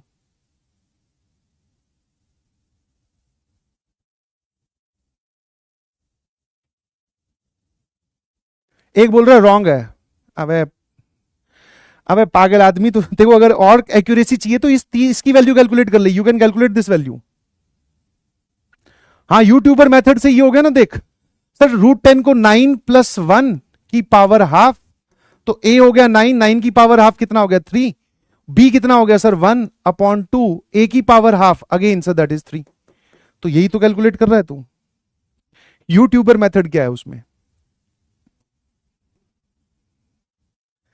ठीक है, चलिए फिर अगला क्या है सर, क्यूब रूट कैलकुलेट करना है बाइनोमियल थ्योरम की मदद से 121 अप टू 2 डेसिमल प्लेसेस। लो भैया 121 की पावर 3 कैलकुलेट करना है।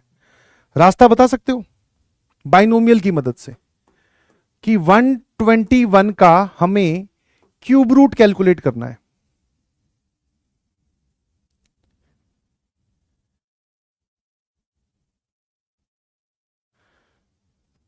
लॉन्ग डिवीजन मेथड से बताऊं। अच्छा, एक पूछ रहा है, एक बच्चे का डाउट आया सर 1 प्लस 9 की पावर हाफ ऐसे लेकर करें तो, जैसे आपने लिया √10 को आपने लिखा दैट इज 9 प्लस 1 की पावर हाफ, और अगर हम 1 प्लस 9 की पावर हाफ लें तो बेटा ये नंबर 1 से छोटा नहीं है। You can only use binomial expansion for any index provided ये नंबर 1 से छोटा होना चाहिए। तो पहले मैंने यहां पर 1 बनाया तो यहां 3 आया, 1 प्लस 1/9 बना। अब ये नंबर 1 से छोटा है इसलिए मैं इसको एक्सपेंड कर रहा हूं। समझ में आया कि नहीं समझ में आया? ये नंबर 1 से छोटा नहीं है तो आप ऐसे एक्सपेंड नहीं कर सकते। कितने लोगों को समझ में आया? जल्दी से बता प्लीज। एक बार पढ़ने वाले बच्चे अगर ध्यान देंगे तो थोड़ा अच्छा लगेगा यार। पता नहीं चैट ऑन होते ही एक तो पूछ रहा है ड्यूरेशन कितनी रहेगी। घबरा मत बेटा, तेरी कम ही रहेगी ड्यूरेशन। सर इसके आसपास क्योंकि क्यूब रूट कैलकुलेट कर रहे हो तो एक परफेक्ट क्यूब ढूंढ लो, और यहां पर कितना आ जाएगा सर -4 और पावर 1/3। अब 125 को कॉमन लेकर गए, बाहर आ जाएगा सर 125 का क्यूब रूट, दैट इज 5। ये 1 - 4 अपॉन 125 की पावर 1/3। अब सर ये वाला जो इंसान है ये रोल प्ले कर रहा है n का, और ये जो इंसान है सर ये रोल प्ले कर रहा है x का। ठीक है, एक्सपेंशन लगा दीजिए, that is 1 + n into x -4 upon 125। बस इतना बहुत है। और आगे जाना चाहते हो तो n -1 अपॉन 2 फैक्टोरियल और इसका स्क्वायर। बट 2 डेसिमल प्लेसेस तक करेक्ट आंसर मेरे ख्याल से आपको यहीं से ही मिल जाएगा, बस इतना ले लो। ठीक है, मल्टीप्लाइड बाय 5 जरूर कर देना। तो ये क्यूब रूट निकालने का तरीका हो गया, स्क्वायर रूट निकालने का तरीका भी हो गया सर। ठीक है भाई, चलिए नाउ अब जैसे ये वाले सवाल है, तो बेसिकली ये एक इनफाइनाइट सीरीज है। ठीक है, ये क्या है, एक इनफाइनाइट सीरीज है। अब इस इनफाइनाइट सीरीज का आपको आंसर निकालना है। तो आज से पहले आपने इनफाइनाइट सीरीज बहुत सारी जगह देख ली, जीपी में इनफाइनाइट जीपी होती है, इनफाइनाइट एजीपी होती है, मिसलेनियस सीरीजेस होती हैं, फिर सर हमारे पास में एक्सपेंशन होते हैं, लॉग के एक्सपेंशन, एक्सपोनेंशियल एक्सपेंशन, बहुत सारी चीजें हैं। तो वो सारी चीजें भी दिमाग में रखनी है। और साथ में सर अब की बार हमारे पास में एक infinite sequence binomial theorem for any index में भी दिखाई दिया। ठीक है, तो अब हमें दिख रहा है कि सर 1 प्लस यहां पर एक टर्म है, फिर यहां एक टर्म है, फिर यहां एक टर्म है। तो हमने क्या किया, इसको डायरेक्टली हमारे वाले एक्सपेंशन से कंपेयर कर दिया कि 1 + x की पावर n, क्योंकि सीरीज इनफाइनाइट है, तो सर ये होता है 1 + nx plus n(n-1) upon 2 factorial x square, और ये टर्म ऐसे चलती जाएगी टिल इंफिनिटी।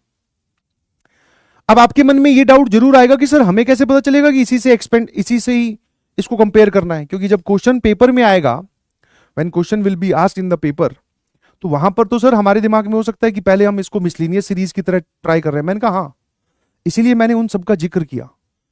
तो जिस ऑर्डर में जो चीजें पढ़ाई गई है आपको वैसे ही सोचते हुए आना है कि यार कोई ये लॉग का एक्सपेंशन तो नहीं है क्या, कहीं पर सर ये कोई मिसलेनियस सीरीज तो नहीं बन रही क्या, इसकी जनरल टर्म लिखकर सोचें तो करें तो क्या सर, वो सारी चीजें सोचते हुए आने। बिल्कुल सही।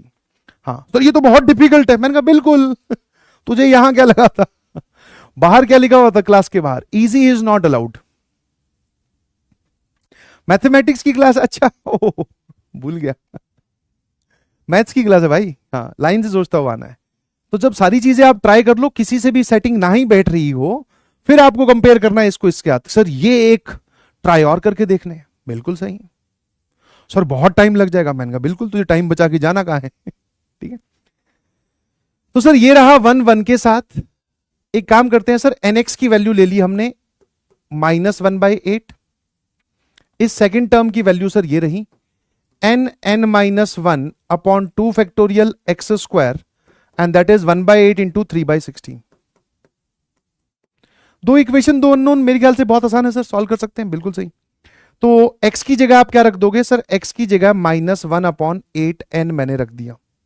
ठीक है, तो इसके अंदर अगर मैं x की जगह -1/8n पुट करूंगा, 2 फैक्टोरियल इज बेसिकली 2, x का स्क्वायर तो 1/64 n स्क्वायर आ जाएगा, और 1/8 इंटू 3/16 सर ये लो। ठीक है, इस 16 को हमने लिखा सर दैट इज 8 इंटू 2, तो 64 ये 2 गया, ये n गया, इस n को इधर भेजो सर, ये आ जाएगा 3n, और इस तरफ बचेगा सर n-1, तो ये आ जाएगा -1 बराबर 2n, तो बेसिकली सर ये n आ गया -12। ठीक है ना। अब अगर n-12 आ गया तो x कितना आ गया भाई, -12, तो सर x आ गया 1/4। इसका मतलब सर ये पूरी सीरीज 1 + x की पावर n, ये लिखी हुई है सर। मतलब ये पूरा लिखा हुआ है 5/4 की पावर -हाफ, मतलब सर ये लिखा हुआ है 4/5 की पावर रूट, मतलब सर ये लिखा हुआ है 2/√5। ये पूरा 2/√5 लिखा हुआ है। इनफैक्ट एक छोटी सा काम इसमें आपको और भी करना चाहिए कि सर ये वाली टर्म भी हमारी बन रही है कि नहीं बन रही है, मतलब इस सीक्वेंस की थर्ड टर्म और ये वाली थर्ड टर्म सेम बन रही है कि नहीं, वो भी आपको चेक करना चाहिए। ठीक है, क्योंकि शुरू की दो टर्म्स से कंपेयर करके तो आप किसी भी सीरीज के, मतलब किसी भी सीरीज की दो टर्म्स उठा लो, पहली टर्म 1 है, 1 को 1 से कंपेयर किया, इसको nx बोल दिया और इसको ये वाली चीज बोल दी, तो आपको तीसरी टर्म भी एक बार चेक करनी चाहिए कि हाँ भाई जो मैंने n और x की वैल्यू निकाली है उस पर मेरी जो तीसरी टर्म है और गिवन सीक्वेंस की तीसरी टर्म सेम आ रही है कि नहीं। ठीक है, और दूसरा एक चेक पॉइंट ये भी है कि अगर आप ये सब कैलकुलेट कर रहे हो और x की वैल्यू मान लो आपने कंपेयर करके निकाली, x की वैल्यू 1 से बड़ी आ जाए, तो आपको एक बार रीथिंक करना चाहिए कहीं कुछ गड़बड़ तो नहीं हो रही है ना। तो बहुत सारे चेक पॉइंट्स आप लगा सकते हो, बट अभी ये सवाल सही है, ये पूरा 2/√5 लिखा हुआ है। ठीक है, हाँ अब ये मैथ्स है भाई। ठीक है, ये वाला सवाल ध्यान से देखो, आराम से देखो, इनफैक्ट ये सवाल घर पे सॉल्व करने के लिए दे रहा हूं, सॉल्व करके आइएगा प्लीज इसको, दिस इज योर होमवर्क। इसको भी बाइनोमियल एक्सपेंशन से कंपेयर करना है, बस ध्यान रखना कि कैसे आप कंपेयर करने वाले हो।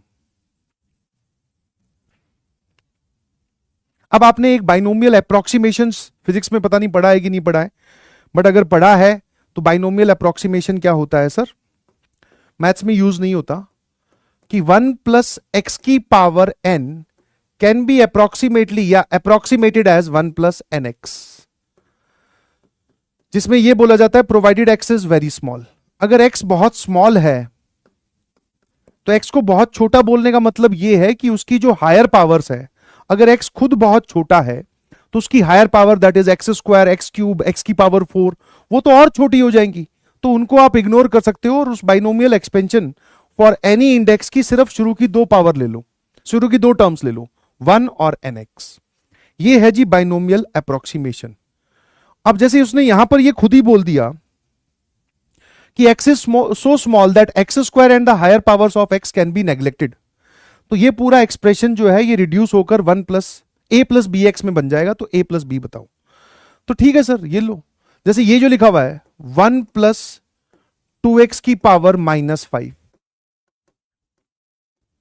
तो इसको हमें अप्रोक्सीमेट करना है, सिर्फ इतने पार्ट को ध्यान से ध्यान दो, इसको अप्रोक्सीमेट करना है क्योंकि हायर पावर्स तो हमें नेग्लेक्ट करनी है। तो सर इसमें शुरू की दो ही टर्म्स तो आ जाएंगी, 1 + nx, n क्या है -5 और x क्या है 2/5x, ये लो। फिर सर ये जो लिखा हुआ है दैट इज √4 + 2x, तो सर ये लिखा हुआ है 4 + 2x की पावर हाफ। अब इसमें से 4 कॉमन ले क्योंकि 1 बनाना जरूरी है, तो बाहर आ जाएगा सर 2, 4 की पावर हाफ दैट इज 2, और ये आ जाएगा सर 1 + x/2 की पावर हाफ।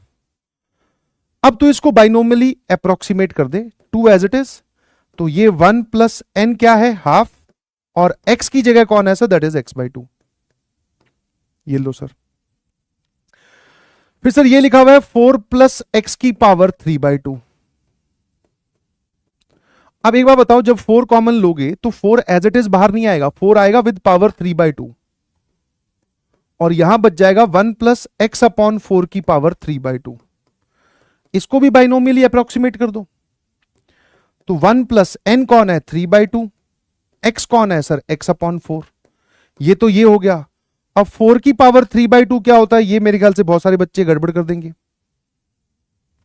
सर 4 की पावर 3/2 बेसिकली होता है सर 8, है ना, बताओ 4 की पावर 3/2, 4 इज 2 की पावर 2, 3/2, 2 कैंसिल, 2 की पावर 3 इज बेसिकली 8। ठीक है, अब ये सारी चीजें वहां जमा दो, सारी चीजें वहां जमा दो, मतलब कि ये जो ब्रैकेट आपको दिख रहा है उसकी जगह आपने ये लिख दिया, और इनफैक्ट ये क्या लिखा हुआ है सर 1 - 2x, प्लस के बाद में ये वाला जो ब्रैकेट आपको दिख रहा है उसकी जगह आप ये लिख दो, सर ये क्या लिखा हुआ है 2 × 1 + x/4 whole divided by, sir ये जो नीचे लिखा हुआ है 4 + x की पावर 3/2 उसकी जगह सर ये लिख दो, that is 8 into 1 plus 3x upon 8, है ना। बहुत बढ़िया। अब इसको a प्लस बी एक्स में कन्वर्ट करना है आपको, ठीक है, आराम से देखना। तो सर पहले तो यहां पर सेट कर लेते हैं, ये कितना हो गया 2 और 1 3, यहां से आएगा एक -2x और इसको इससे मल्टीप्लाई करोगे तो ये आ जाएगा +x/2।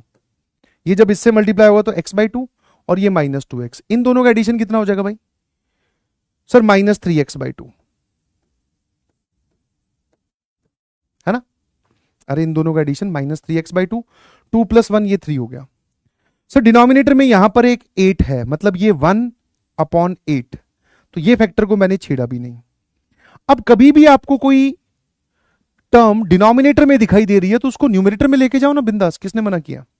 सर इसको अगर हम न्यूमरेटर में लेकर जाते हैं तो इसकी पावर हो जाएगी 1 + 3x/8 की पावर -1। तो मैंने कहा क्या दिक्कत है, ये लो और सोचो। सर ये आ गया 1/8, इसमें से 3 कॉमन ले रहा हूं, ध्यान रखना। तो 3 कॉमन लेने के बाद में 1 - x/2, 1 - x/2 और ये क्या बचा 1 + 3x की पावर 1 + 3x/8 की पावर -1। अब ये पावर में फिर -1 दिखाई दिया, इसको फिर से बाइनोमियली आप अप्रोक्सीमेट कर दो। सर ये क्या आ जाएगा 1 + nx, n कितना है, सॉरी x कितना है 3x/8 और n है -1, तो ये लो सर। और ये क्या लिखा हुआ है, ये लिखा हुआ है सर 3/8। अब इन दोनों ब्रैकेट्स को मल्टीप्लाई कर दो, तो जैसे ही मल्टीप्लाई करोगे तो ये कितना आ जाएगा 1 - x/2 और -3x/2, सॉरी 3x/8, और इन दोनों का मल्टीप्लीकेशन आएगा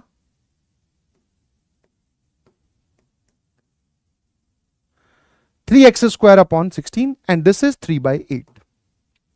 नाउ हमें बोला गया है कि आप बाइनोमियली अप्रोक्सीमेट कर सकते हो, तो सर इस हायर पावर को फिर से इग्नोर कर दो। ये कितना आ गया सर, ये आ गया आपके पास में, अगर आप एलसीएम लोगे तो मतलब मैं 1/2 और 3/8 को जोड़ने के लिए बोल रहा हूं, तो सर -7/8 आ गया क्या, 7x/8, और यहां लिखा हुआ है सर 3/8। ठीक है, इसको x² को फिर से नेग्लेक्ट कर सकते हो आप, अंदर भेजिए। This is 3/8 - 21/64x। ये आ गया सर हमारा आंसर। चलिए a + b पूछा है,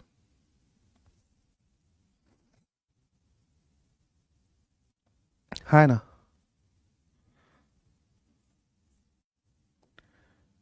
बोलो।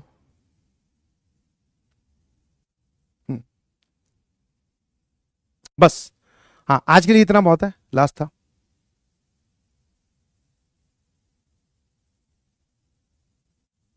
जल्दी जल्दी जल्दी पापा। और बस अब अगली क्लास में जब हम आएंगे तो एक आधा कोई 2 सवाल करेंगे, और ये जो एप्लीकेशन है बस वो बचा है, वो हम देखने वाले हैं, और फिर हम आगाज कर देंगे एक नए कहानी का। ठीक है, ये वाला जो सवाल है ये अच्छा सवाल है काफी। ठीक है, हाँ कोई बात नहीं, अगर आपको इसमें डाउट आ रहा है तो ज्यादा परेशान होने की जरूरत नहीं है, वी विल डिस्कस इट।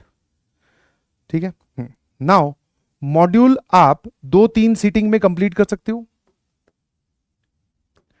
और नेक्स्ट चैप्टर के लिए तैयार हो जाओ। एक कंप्लीटली नया अध्याय स्टार्ट होने वाला है।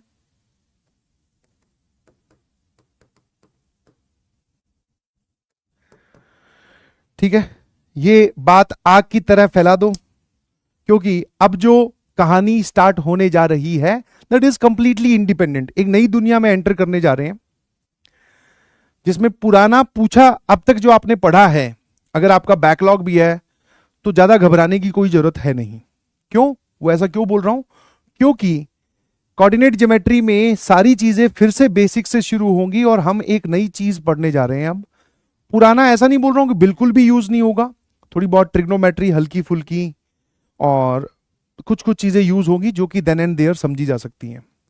बट ये एक कहानी जो स्टार्ट हो रही है, इसमें पिछले जो आपके पाप हैं वो आड़े नहीं आएंगे, ठीक है। तो इसका मतलब ये कतई नहीं है कि भाई आप binomial theorem, sequence series, quadratic equation, permutation combination जो हम पढ़ के आए हैं उनको इग्नोर कर दो और यहीं से स्टार्ट करो।